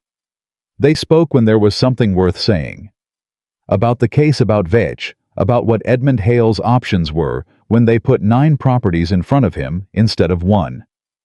Twice they disagreed sharp and fast about tactics, and both times they worked through it without either of them getting theatrical about it, which Abigail noted the way she noted all useful things, quietly filing it away. On the evening of the first night, camped off the main road with a small fire because the temperature dropped once the sun went, and they had a full day's ride still ahead. Carter said something that caught her sideways. He'd been looking at the fire for a while, the way he looked at things when he was deciding whether to say what he was thinking, and then he said without any particular preamble, "My wife died 4 years ago." Abigail looked at him. "I'm not saying it to generate sympathy," he said. "I'm saying it because you've been trying to figure out who I am for several weeks now, and you've been too careful to ask me directly, and I think you should have that information." She was quiet for a moment. "What happened?" "Fever," he said. "In the fall of '78. It moved fast." He paused. "We had been married 2 years. I was 31. She was 24. He looked at the fire. "I spent the following year doing nothing but working, building the property, building the accounts because working was the only thing that stopped the rest of the noise. And somewhere in that year, I became the man you met at your supper table." He said it flatly without self-pity. Someone who had learned to deal with everything as a transaction, because transactions had clean outcomes and grief did not. She looked at him across the small fire for a long time. "I'm sorry about your wife," she said. "Thank you," he said. He said it simply without deflection. "Why are you telling me this tonight?" she said. He met her eyes. "Because tomorrow, I'm going to walk into Edmund Hale's office and tell him that I'm prepared to stake my personal reputation and my financial standing on behalf of a woman I've known for 6 weeks, and he's going to want to understand why, and I need to have already said the truth out loud, at least once before I say it in a room where it has legal implications." The fire cracked. Something moved in the dark outside the firelight, probably a rabbit, probably nothing. "And what is the truth?" Abigail said. He held her gaze. "That I came to Willow Creek with entirely the wrong picture of who I was going to meet," he said. "And I'd like the chance to do better with the correct one." She looked at him for a long moment. She thought about the supper table, and the plates she'd taken, and the man who'd looked through her like furniture, and the same man who had crouched in her eastern pasture with his hands in the dirt and found her water problem in 40 minutes flat. She thought about Jacob Breen's kitchen, and Robert Caldwell's 3 times assessed property tax, and the 9 families who were in various stages of being quietly dismantled by men from Denver who had never set foot on the land they were trying to take. She thought about her father standing straight on the porch this morning. "Get some sleep, Carter," she said. "We need to be sharp tomorrow." He held her gaze one more beat. Then he said, "Yes, ma'am." And there was something in the way he said it, the Western courtesy of it, the slight, deliberate formality, that wasn't deference. It was something closer to respect that had earned its own ease. She looked at the fire for a long time after he settled. She thought, "I am not going to make a decision about that man tonight." She thought, "But I am going to stop pretending I haven't already started making it." Edmund Hale did not say anything for a long time after they finished. He had listened to all of it. Abigail's account first, then Carter's account of his own property in Harlan County. Then the assembled statements from Jacob Raines, Robert Caldwell, the Henderson family, and the 6 others they'd collected in the valley. He'd read through every document with the same careful twice-over attention. He'd given the original injunction, and now he sat behind his organized desk with his wire-rimmed glasses pushed up on his forehead and his fingers laced together, and looked at the pile of evidence in front of him like a man looking at something he'd expected to be a river and found was considerably more than that. "How many of these properties are currently under active enforcement threat?" he said. 3, including mine," Abigail said. "The others have had the preliminary pressure but no formal action yet." "And Veitch's role is documented in how many of these instances?" "Directly in 5, Carter said. "Indirectly through the pattern of his office's involvement in all 9. Hale looked at the documents again. Then he looked at Abigail. Then he looked at Carter. Then he said, "What you've brought me is not an injunction case. What you've brought me is a fraud case." The word landed in the room with the particular weight of words that changed the shape of things. "A fraud case against the trust," Abigail said. "Against the trust, and against Harold Veitch, in his official capacity," Hale said. "What you've described is a coordinated scheme using a public official to manipulate county land and debt records for the purpose of facilitating predatory acquisition. That is not a civil matter. That is a criminal matter. Carter leaned forward slightly. What does that do to the timeline? It makes the timeline both more urgent and more powerful, Hale said.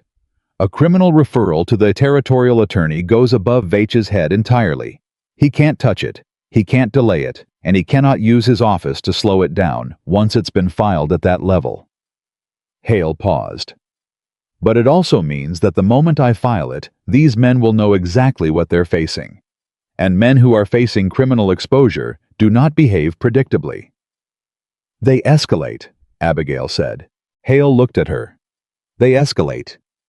We know that, Carter said. We planned for it. Hale looked between the two of them with the expression of a man reassessing something. You planned for it, he said. Not quite a question. File it, Abigail said.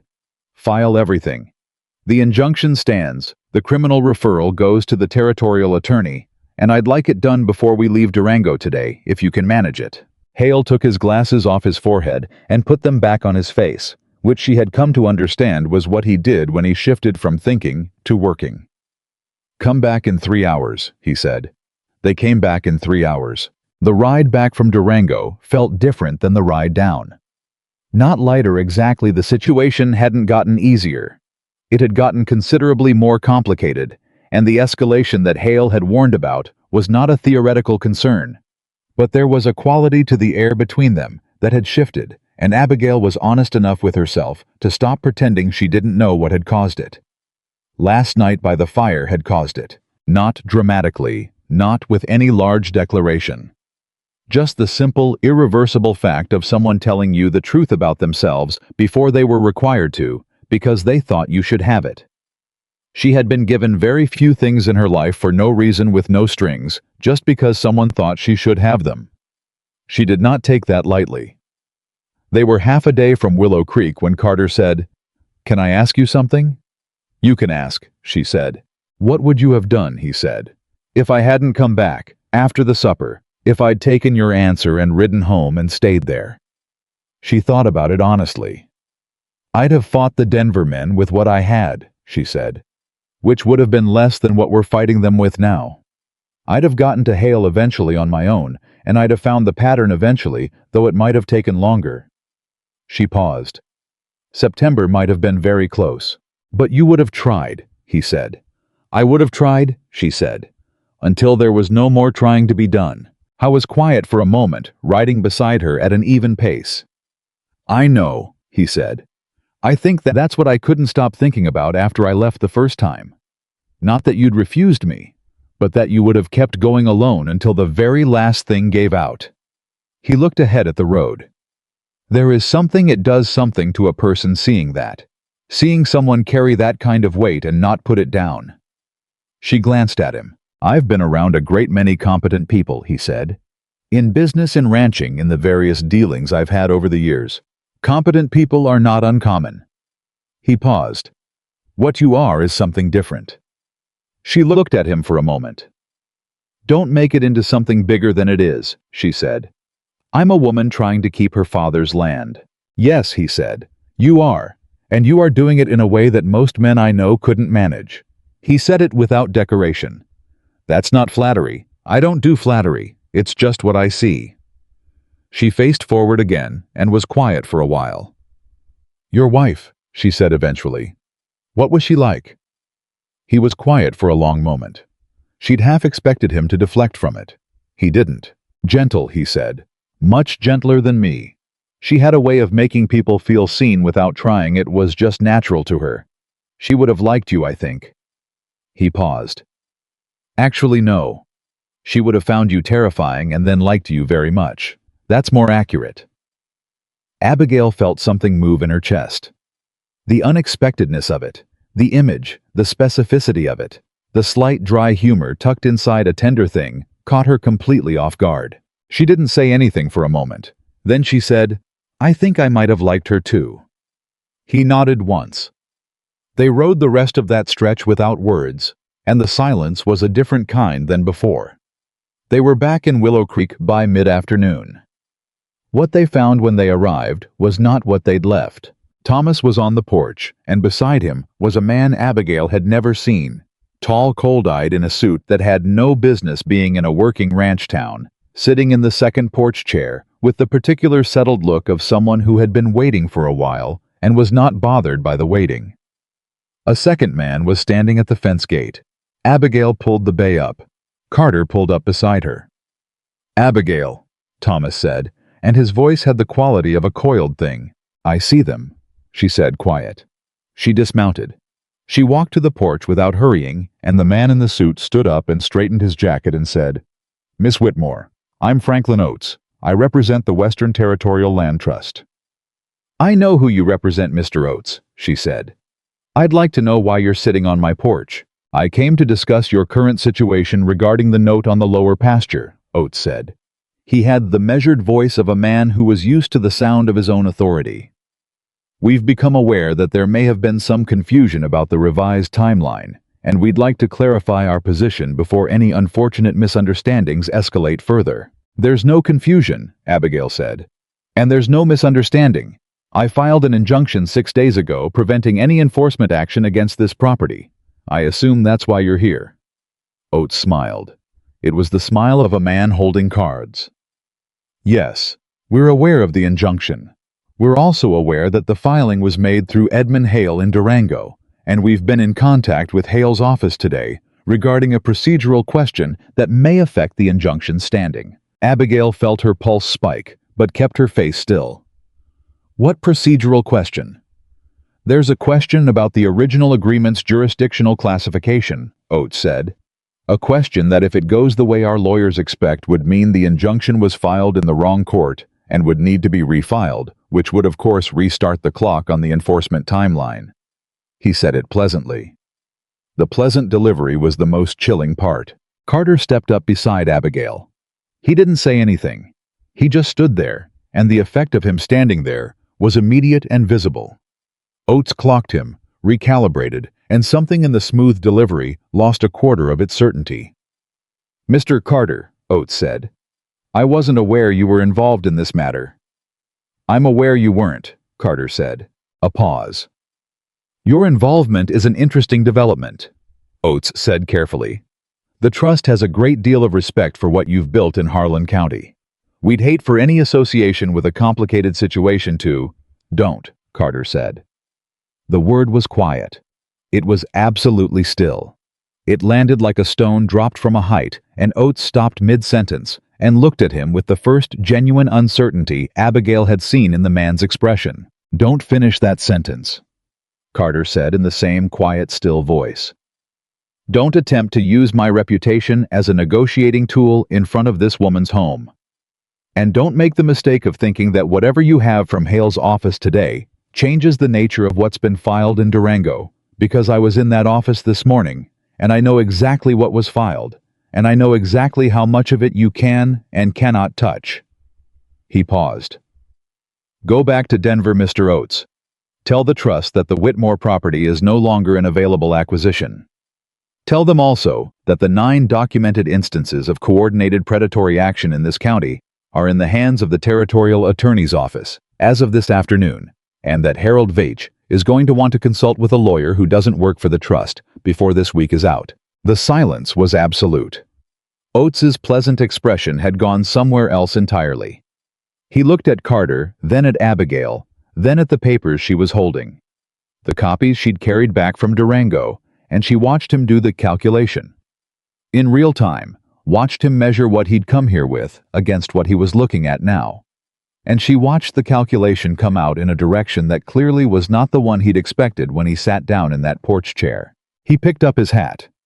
"We'll be in contact through proper channels," he said. "You'll be hearing from our lawyer through proper channels," Abigail said. "Good afternoon, Mr. Oates." He left. The man at the gate left with him.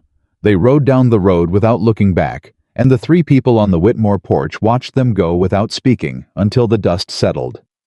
Then Thomas said very quietly, "Lord have mercy." Abigail let out a breath she hadn't realized she'd been holding. Carter turned and looked at her. And on his face was something she hadn't seen there before. Not the controlled assessment, not the careful watching, but something open and unguarded, and almost fierce. "You all right?" he said. "I'm all right," she said. Because that was— I know what that was, she said. She looked at the road where Oates had disappeared. It's not over. No, he said. It's not. But we didn't flinch, she said. He was quiet for a moment. No, he said. We didn't. She looked at him. He looked at her. Thomas on the porch behind them cleared his throat deliberately and looked at the sky in the direction of a man examining something meteorologically interesting that had nothing to do with the conversation below him. The next 2 weeks were the most complicated of Abigail's life, and they were also in ways she hadn't anticipated some of the most clarifying. The trust's procedural challenge to the injunction collapsed within 4 days of Oates's visit. Hale had anticipated it. He had in fact structured the filing specifically to close that avenue, and he sent a letter explaining as much that arrived the same day the trust's lawyers notified him of their intent to challenge. Carter read the letter at Abigail's kitchen table and allowed himself a very small, very satisfied expression that she pretended not to notice and noticed completely. The criminal referral to the territorial attorney generated a response that moved faster than any of them had expected. The attorney's office sent an investigator to Willow Creek within a week, and the investigator spent 3 days interviewing the families in the valley, walking through documents, and making the kind of detailed notes that meant someone intended to act on what they were finding. Harold Veitch did not come to work on the 3rd day of the investigation. Hy didn't come to work on the 4th day either. By the end of the 1st week, the word that reached Willow Creek through the particular chain of information that moved through small western towns, like water through clay, was that Veitch had retained a private lawyer in Denver and had submitted a letter of resignation from the county commissioner's office, citing personal health reasons. Jacob Reens heard it first and rode directly to the Whitmore property to tell Abigail in person. He arrived to find Carter already there, which he absorbed without comment, and he told her what he'd heard, and Abigail sat with it for a moment and then said, "The assessment on Robert Caldwell's property needs to be formally challenged now before whoever replaces Veitch comes in and tries to inherit the position." Jacob stared at her. "The man just resigned, and you're already thinking about the next step." "The next step is the only useful thing to think about," she said. Jacob looked at Carter. Carter looked at Jacob. Something passed between the two men, not words, just a shared recognition. "She's right," Carter said. Jacob shook his head slowly and said he'd ride to the Caldwells in the morning. What Abigail did not let herself do in those 2 weeks was mark the turn in things with any kind of ceremony. She was aware that the situation had shifted from the desperate defensive position of the night. She'd read the bank's letter on the porch to something that was beginning to look, if not like victory, at least like ground being held. She was aware of that. But she had learned a long time ago that ground held was not the same as ground secured, and celebrating the former as if it were the latter was how you lost it again. She kept working. She kept working on the injunction's follow-through. She kept working on the East Pasture water problem. Carter's solution was producing results, and the grass along the low section was coming back in a way that she checked every morning with the focused attention she gave to anything that was healing. She kept working on the ranch accounts, rearranging the numbers with the new information of what was no longer immediately threatening and what was still genuinely difficult, because being out from under one crisis did not erase the underlying financial pressure that had existed before the trust ever entered the picture. And she kept working on the thing that she and Carter had not yet named, but that had been building with the slow, inevitable quality of a season changing, not dramatic, not sudden, but absolutely real and impossible to pretend otherwise. He was there most days, not because she'd asked him to be, though she hadn't asked him not to be either. He had settled into a useful rhythm on the property, with the ease of a man who was genuinely comfortable with physical work and genuinely not interested in being somewhere else. He helped her with the East Pasture. He rode fence lines with her. He sat at the kitchen table in the evenings and worked through documents with the kind of focused, organized attention that complemented rather than competed with how she worked. Thomas watched all of this from his chair by the window with an expression of studied neutrality that fooled nobody. It was on a quiet Thursday evening 3 weeks after the Durango trip that Abigail finally stopped pretending she hadn't made a decision. She was on the porch. Carter had stayed for supper. He'd been staying for supper 3 or 4 nights a week now, which was a development that had happened so gradually that it was hard to identify the moment it started, and Thomas had gone to bed early, and Carter was on the step below, where she was sitting turned slightly toward her, and they'd been talking about the Pruitt family in the Northern Valley, and what the investigators' report was likely to mean for them when the conversation had moved somewhere else. She wasn't sure exactly when it moved. She thought maybe it was when he'd said something about the east pasture grass coming back.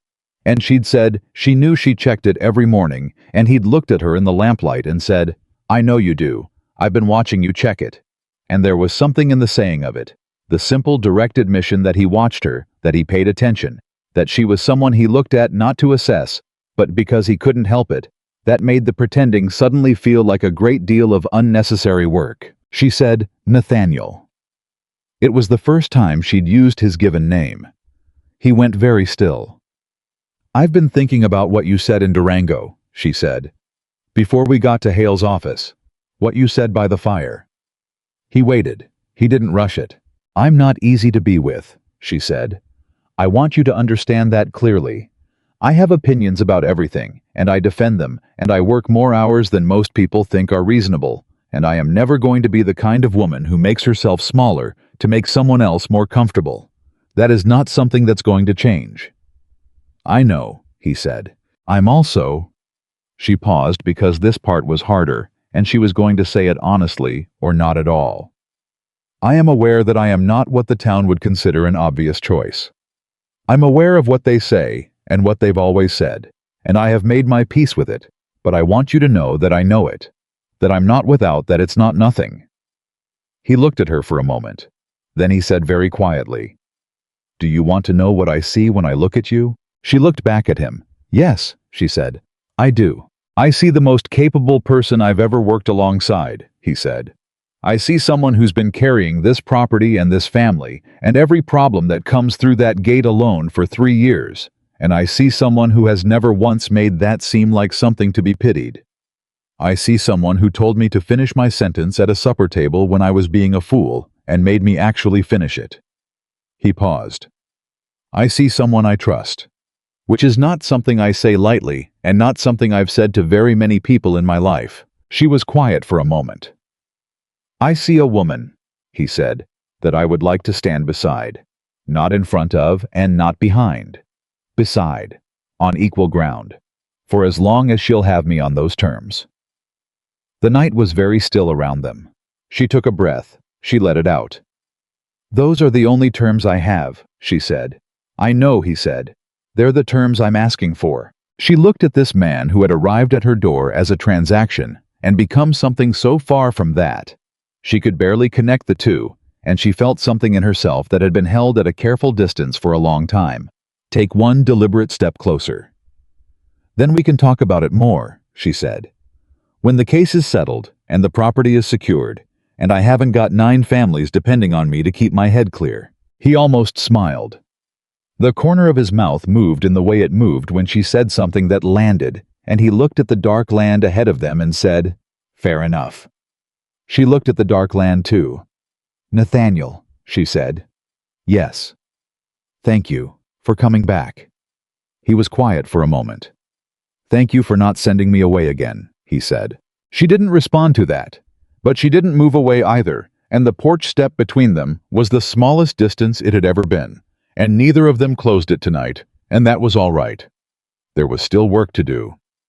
But for the first time in a very long time, Abigail Whitmore was not entirely alone in the doing of it. The case settled on a Wednesday in late September, which was the same month the original banknote had been due, and Abigail thought there was something fitting about that, the deadline that had been meant to bury her, becoming instead the month in which the ground was finally secured. Edmund Hale sent a rider with the letter rather than trust it to the regular post, which told her before she even opened it that the news was significant. She was out at the east pasture when the rider came, and she read the letter standing up in the morning light with the grass that had come back green and real beneath her boots, and she read it twice the way Carter read things because she had picked that up from him somewhere in the past weeks without noticing. And then she folded it carefully and put it in her apron pocket and stood for a moment looking at the land. The territorial attorney's investigation had resulted in a formal indictment against 3 principals of the Western Territorial Land Trust for coordinated fraud against property owners in 4 southern Colorado counties. Harold Veach, formerly of the county commissioner's office, had entered a cooperation agreement and would be providing testimony in exchange for reduced charges. All enforcement actions against the 9 documented properties in the valley were suspended pending the resolution of the criminal case, which Hale estimated would take the better part of a year to fully process, but which in his professional judgment was going to go in one direction and not the other. The Whitmore property was safe. She stood with that for a moment. Just one moment, because she was not a woman who stood with things longer than one moment when there was still work to be done. But she took it. She took the full weight of it, and held it, and felt it settle into her body, the way that real things settle, not as relief, which was light and quickly gone, but as something more permanent. As something that was going to still be there tomorrow morning. Then she walked back to the house to tell her father.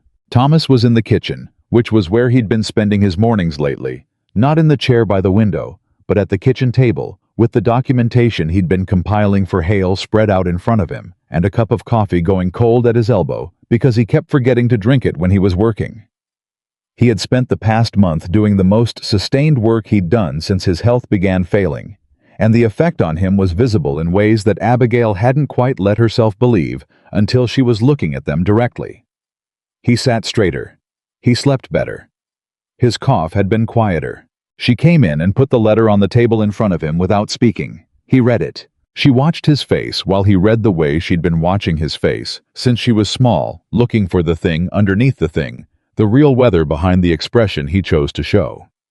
She saw him read the first paragraph, and his jaw tighten, and the second, and his breathing change, and the third. And then he put the letter down flat on the table and pressed both hands on top of it, as if he needed to feel that it was real. "It's over," he said. "The worst of it," she said. "Yes." He looked up at her. And on his face was something she hadn't seen in so long that it took her a moment to name it. Not just relief. Not just gratitude. Something that was specifically precisely proud, the expression of a man looking at something that he knows with absolute certainty he did not do alone and being grateful for that, rather than diminished by it. "You did this," he said. "We did it," she said. "All of us. Abigail." His voice was firm the way it got when he intended to be heard. "I need you to let me say this.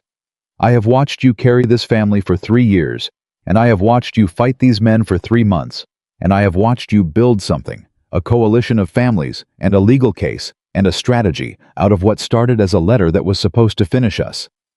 I need you to let me say that I am more proud of you than I have words for. And I need you to hear it." She stood very still. She was not a woman who cried easily.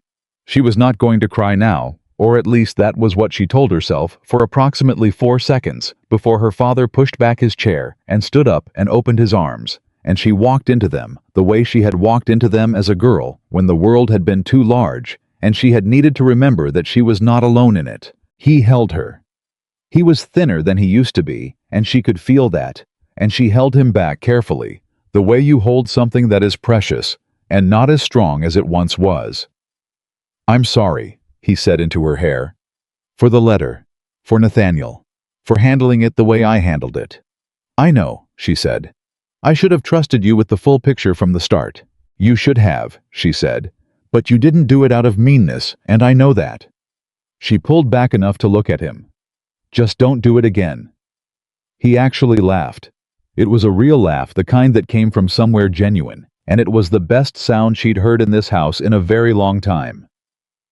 "No," he said. "I don't reckon I will." She was still smiling when she heard the horse on the road. She didn't need to look to know who it was. She knew the rhythm of that particular horse on that particular road at this hour. The way she'd learned without meaning to learn it, the way you learn anything you pay attention to every day. She went to the door. Carter was coming up the road at a pace that was slightly faster than his usual, which told her that he already knew. He pulled up at the gate, and she was already on the porch steps, and he swung down and came through the gate and stopped at the bottom of the steps and looked at her face. "Hale's rider came to the Henderson place first," he said. "Daniel sent him on to your property and rode to tell me." "Then you know," she said. I know, he said. They looked at each other. She came down the last 2 steps until she was on the same level as him, and she held out the letter. He took it and read it, and she watched his face the way she'd watched her father's. Not because she needed to verify the outcome, but because she had come to find his face interesting. The way you find interesting anything that reveals itself slowly and only to people who are paying attention. He finished reading. He folded the letter once and handed it back. It's not fully over, he said. The criminal case will run for a year. I know, she said, but the property is secured. The valley is secured. He nodded. He was looking at her with an expression that was open in the way his expressions had been increasingly open these past weeks. The way you open a window when the weather finally changes and you trust it to stay. How's Thomas? He said. Better than he's been in months, she said, laughing even. Good, Carter said, and the word carried something warm in it. She looked at him. She had been doing a great deal of looking at him lately, without saying what the looking was about, and she had told him on the porch 3 weeks ago that she wanted to wait until the case was settled and the property was secured, and both of those things were now true. And she was standing on her own 2 feet in front of her own gate in the clear September morning, and the ground beneath her was solid, and hers, and she thought, all right then. I told you we'd talk more when this was finished, she said. He looked at her steadily. You did. I meant it, she said. I know you did, he said. You don't say things you don't mean. That's one of the things I know about you. She looked at him for a moment. There are a great many things you know about me at this point, she said. You've been here most days for 2 months. I have, he said. He didn't apologize for it. And you intend to keep being here, she said. Not a question. If you'll have me, he said. Same words as before, same directness. On the same terms as before. She was quiet for a moment. The morning was very clear around them, the kind of September clarity that comes after a hard summer when the heat finally breaks and the air remembers what it's supposed to feel like. I've been thinking about what equal ground looks like, she said. Practically, not in theory. So have I, he said. I keep this property, she said. It stays in my name, in the Whitmore name. That's not negotiable. I wouldn't have it any other way, he said. I have a property of my own. I'm not looking to acquire yours. My decisions about this land are my decisions, she said. You can have opinions, you have good opinions, and I intend to keep listening to them. But the final word is mine. Yes, he said. No hesitation. And if we disagree, we work it through, he said. The same way we've been working things through for 2 months. We argue, and one of us turns out to be right, and we acknowledge it, and we move forward. That seems to be how we operate. You were wrong about the North Ridge clay deposit, she reminded him. I was wrong about the North Ridge clay deposit. He agreed without any particular discomfort. You were right. I said so at the time. You did, she said. That's one of the things I know about you. He looked at her, and there it was, the thing she'd been watching grow in his expression over weeks. The thing that was not calculation and not assessment, but simply specifically the look of a man who is exactly where he wants to be and knows it. Abigail, he said. Yes, she said. I would like to ask you something, he said. And I'd like to do it properly this time, without a debt on the table, and without your father being blindsided, and without 2 hours of supper conversation where I behaved like an idiot beforehand. She felt something move through her. Not nerves, not exactly. Something warmer than that and more settled. All right, she said. He reached up and took his hat off. She had come to understand in the past weeks that he only did that when something mattered to him, not as social habit, but as a genuine involuntary gesture of respect. I would like to be with you, he said. Not to acquire anything, and not to manage anything, and not because of any arrangement. Because you are the most remarkable person I've met in my life, and I was too blind and too armored to see it when I sat down at your table, and I have spent every day since trying to be the man who deserves to be in the same room as who you actually are. He paused. I'm not there yet, but I'm asking for the chance to keep trying. She looked at him. This man who had come to her door as a stranger with the wrong intentions and the wrong approach, and had been by the sheer force of what she refused to accept, remade into something honest. She looked at him and thought about all the things she had built in her life out of materials that started in worse shape than this, and how most of them had turned out to be the most solid things she owned. "You're doing better than you think," she said. He looked at her. "I'm not going to make it easy," she said. "That's not who I am." "I know," he said. "I'm not asking for easy. I'm going to push back when I think you're wrong." "Good," he said. "I need someone who will. And I'm going to need time," she said, "to trust fully. That's going to be slower than you might want." "Abigail," he said, and his voice had something in it that was so plainly quietly certain that it stopped her. "I rode back here after you told me to ride the other direction. I've been here most days for 2 months. I fought a land fraud case alongside you and slept on the ground halfway to Durango and watched you dismantle a man in a suit on your own front porch." He met her eyes. "I have time." She looked at him for one more long moment. Then she said, "Yes." He went still. "Yes," she said again. "To the chance, to the trying, to the equal ground." She paused. To you, Nathaniel Carter. If you are the man you've been showing me these past 2 months, then yes." He breathed. It was a small thing. Just a single breath, let out slowly, like something that had been held for a long time and finally didn't need to be held anymore. And on his face was an expression she had never seen on him before, not in all the weeks she'd been learning to read him. It was not triumph. It was not the satisfaction of a man who'd gotten what he wanted. It was something humbler than that, and more real. The expression of a man who has been given something he was not sure he deserved and intends from this moment forward to deserve it. He put his hat back on. "All right then," he said. "All right," she agreed. He put out his hand. She looked at it for a moment, and then she shook it, which made him laugh, a full, real laugh. The same quality of laugh she'd just heard from her father in the kitchen, and she thought that was possibly the best evidence yet that she had not made a mistake. "A handshake," he said. "We're business partners first," she said. "Apparently." "Apparently." He agreed, still with that laugh underneath it. Thomas appeared in the doorway behind her. She knew without turning that he'd been there for at least the last portion of that conversation, because Thomas Whitmore had never in his life been able to resist being present for things that mattered to him, and he had the grace to look only moderately caught. "Carter," he said, "you'd better come in and have some coffee." "Yes, sir," Carter said, and tipped his hat.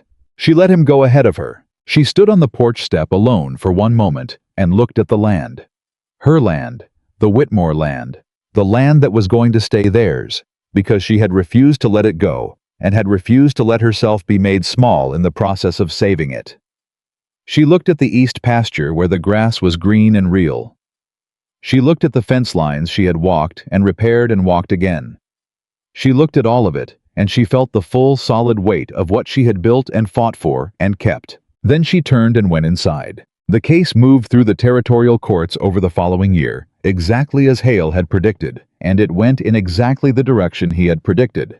And the Western Territorial Land Trust was formally dissolved in the summer of 1883, with 3 of its principals under criminal conviction, and a restitution order covering the damages to every property they had targeted in the region. Robert Caldwell's assessment was corrected. Jacob Raines's spring note was cleared of the manufactured complications that had cost him that difficult summer. The Pruitt family in the Northern Valley got back the water rights permit that had been held up in Veitch's office for 7 months. Harold Veitch, in the end, cooperated fully and avoided prison and moved to Missouri, where presumably he attempted to make himself someone else's problem. Abigail had no particular feelings about that outcome, except that it was over. Nathaniel Carter moved between Harlan County and Willow Creek with the easy regularity of a man who has 2 places that matter to him and has made his peace with the fact that distance requires effort. He put a good foreman in charge of his Harlan County property, a man he trusted, which was not something he said about many people, but he said it about this one and spent the larger portion of his days in Willow Creek, which was not a decision he announced with any ceremony. He just began to be there more, and then more than that. And the town of Willow Creek recalibrated the story. It told about Abigail Whitmore. The way towns recalibrate things slowly, without acknowledgement of having previously been wrong, with the quiet revision of record that people do when reality has made itself too clear to ignore. The Saturday morning conversations at the dry goods store shifted from being about what Abigail Whitmore was failing to manage to being about what Abigail Whitmore had managed to do, which was not nothing. She noticed the shift without commenting on it. She did not particularly need the town's revised opinion, but she was honest enough to acknowledge that it was easier without the other version following her around. What she needed, what she had always needed, and had always to some degree had, but had now in a form that was more complete, was to be seen, not performed to, not evaluated, not reduced to her appearance or her circumstances, or the number the bank had put on her family's land. Seen. The full picture, the complicated version. The woman who checked the east pasture grass every morning and argued about clay deposits and took plates away from men who hadn't earned the meal and fought land fraud with a legal injunction and a coalition of 9 families because that was what the situation required. Nathaniel Carter saw that. He had not seen it at first. He would be the first to say so, and he did say so to her, to Thomas once, to Jacob Rains, when they were mending the north fence together. And Jacob had made some remark about the unlikely nature of the whole thing, and Carter had said without any particular self-pity, but with complete honesty, "I almost missed her entirely. I walked in that door looking for what I expected to find, and I nearly walked back out with no idea what I'd left behind." He'd paused. "The best thing that ever happened to me was her telling me exactly what I'd done wrong." Jacob had looked at him for a moment and then said, "She told me I was irrigating 6 inches below my pasture for 2 years. Same general experience." Carter had laughed. Abigail, who had been on the other side of the fence and heard all of it, had kept her expression neutral and kept working and privately held onto every word of it in the way she held onto real things. The proposal. The real one. The one that was the third time and final time happened on an ordinary morning in the early spring of 1884. Not on the porch, and not by a fire in the dark, and not in any location that had been arranged for the purpose. She was at the kitchen table with the account books, which were in considerably better shape than they'd been 2 years ago. And he was drinking his coffee and reading the week-old newspaper that came through from Denver. And he put the newspaper down and looked at her across the table and said, "Marry me, Abigail." She didn't look up from the accounts. "We've covered this." "We covered a conversation," he said. "I'm asking directly. Marry me." She looked up. He was looking at her with that open, certain expression that she had watched develop slowly over the better part of 2 years, and it was the same, and it was more than it had been, the way everything that grows in good conditions becomes more than it was. "On every term we agreed to," he said. "Your land, your name, your voice, your final word. I'm not asking you to change a single thing about how you run your life. I'm asking you to run it with me standing next to you." She looked at him. She thought about the supper table and the plates, and the man who hadn't seen her, and the man sitting across from her now, and the distance between those 2 versions of the same person, and how that distance had been covered by honesty and hard work, and the willingness to be wrong and say so, and then be better. She thought about equal ground, and what it actually felt like to stand on it with someone, and how different it was from what she'd imagined when she'd stated the term, how much realer and more ordinary and more sustaining than any picture she'd built of it in her head. She thought about her father's laugh, and Jacob Reen's kitchen, and 9 families in a valley who were still on their land because they had not fought alone. She closed the account book. "Yes," she said. "Nathaniel Carter. For the last time, yes." He reached across the table and put his hand over hers. Not dramatic, not performed. Just his hand on hers, warm and steady, and certain the hand of a man who had learned the value of what he was holding and was not going to forget it. Thomas walked through the kitchen on his way to the porch, looked at the 2 of them at the table, said, "Took long enough," without breaking his stride, and went outside. She married him in the summer of 1884, on the Whitmore property, under a sky so wide and blue, it looked like something invented for the occasion. The families from the valley came, Jacob and the Hendersons and the Caldwells and the Pruitts and all the rest. The people who had stood together when standing together was the only thing that worked. Edmund Hale came from Durango. The east pasture grass was green and full, and she noticed it on her way through the gate, the way she noticed it every morning, because some habits are the best kind. The Whitmore Carter Ranch, as people in the region came to call it. She had insisted on the hyphen, and Nathaniel had not argued for a single second. Became in the years that followed one of the most respected working properties in southern Colorado. Not because of Nathaniel's money, though that had been a factor, and not because of any particular luck, though there had been seasons of that too. Because of what Abigail had built before he ever arrived, and what they had built together after, and because the woman who ran it had never once been willing to let the land go, or let herself be made into something she wasn't. The town of Willow Creek eventually forgot that it had ever said otherwise. That was fine. Abigail did not need them to remember. She had the land green and hers and lasting. She had her father in better health than anyone had dared expect, sitting on the porch every evening with his coffee and his stubborn insistence on outliving everyone's predictions. She had a man who stood beside her, not in front, not behind, but beside on equal ground, the way she had required from the beginning, who had walked into her house with the wrong picture and spent 2 years earning the right one. And she had never not once been anyone's arrangement. That was the thing that lasted longest. Outliving the case, and the drought, and the hard years, and all the voices that had spent a long time telling her what she was worth. She had stood at her own supper table and said what she was and what she wasn't, and she had held that line through everything that followed, and the life she built on the other side of it was real and solid and entirely hers. A woman who knew her own worth did not need the world to agree. She only needed to be standing when the world finally caught up, and Abigail Whitmore was still standing with her boots on her own ground on the right side of everything she had refused to give up.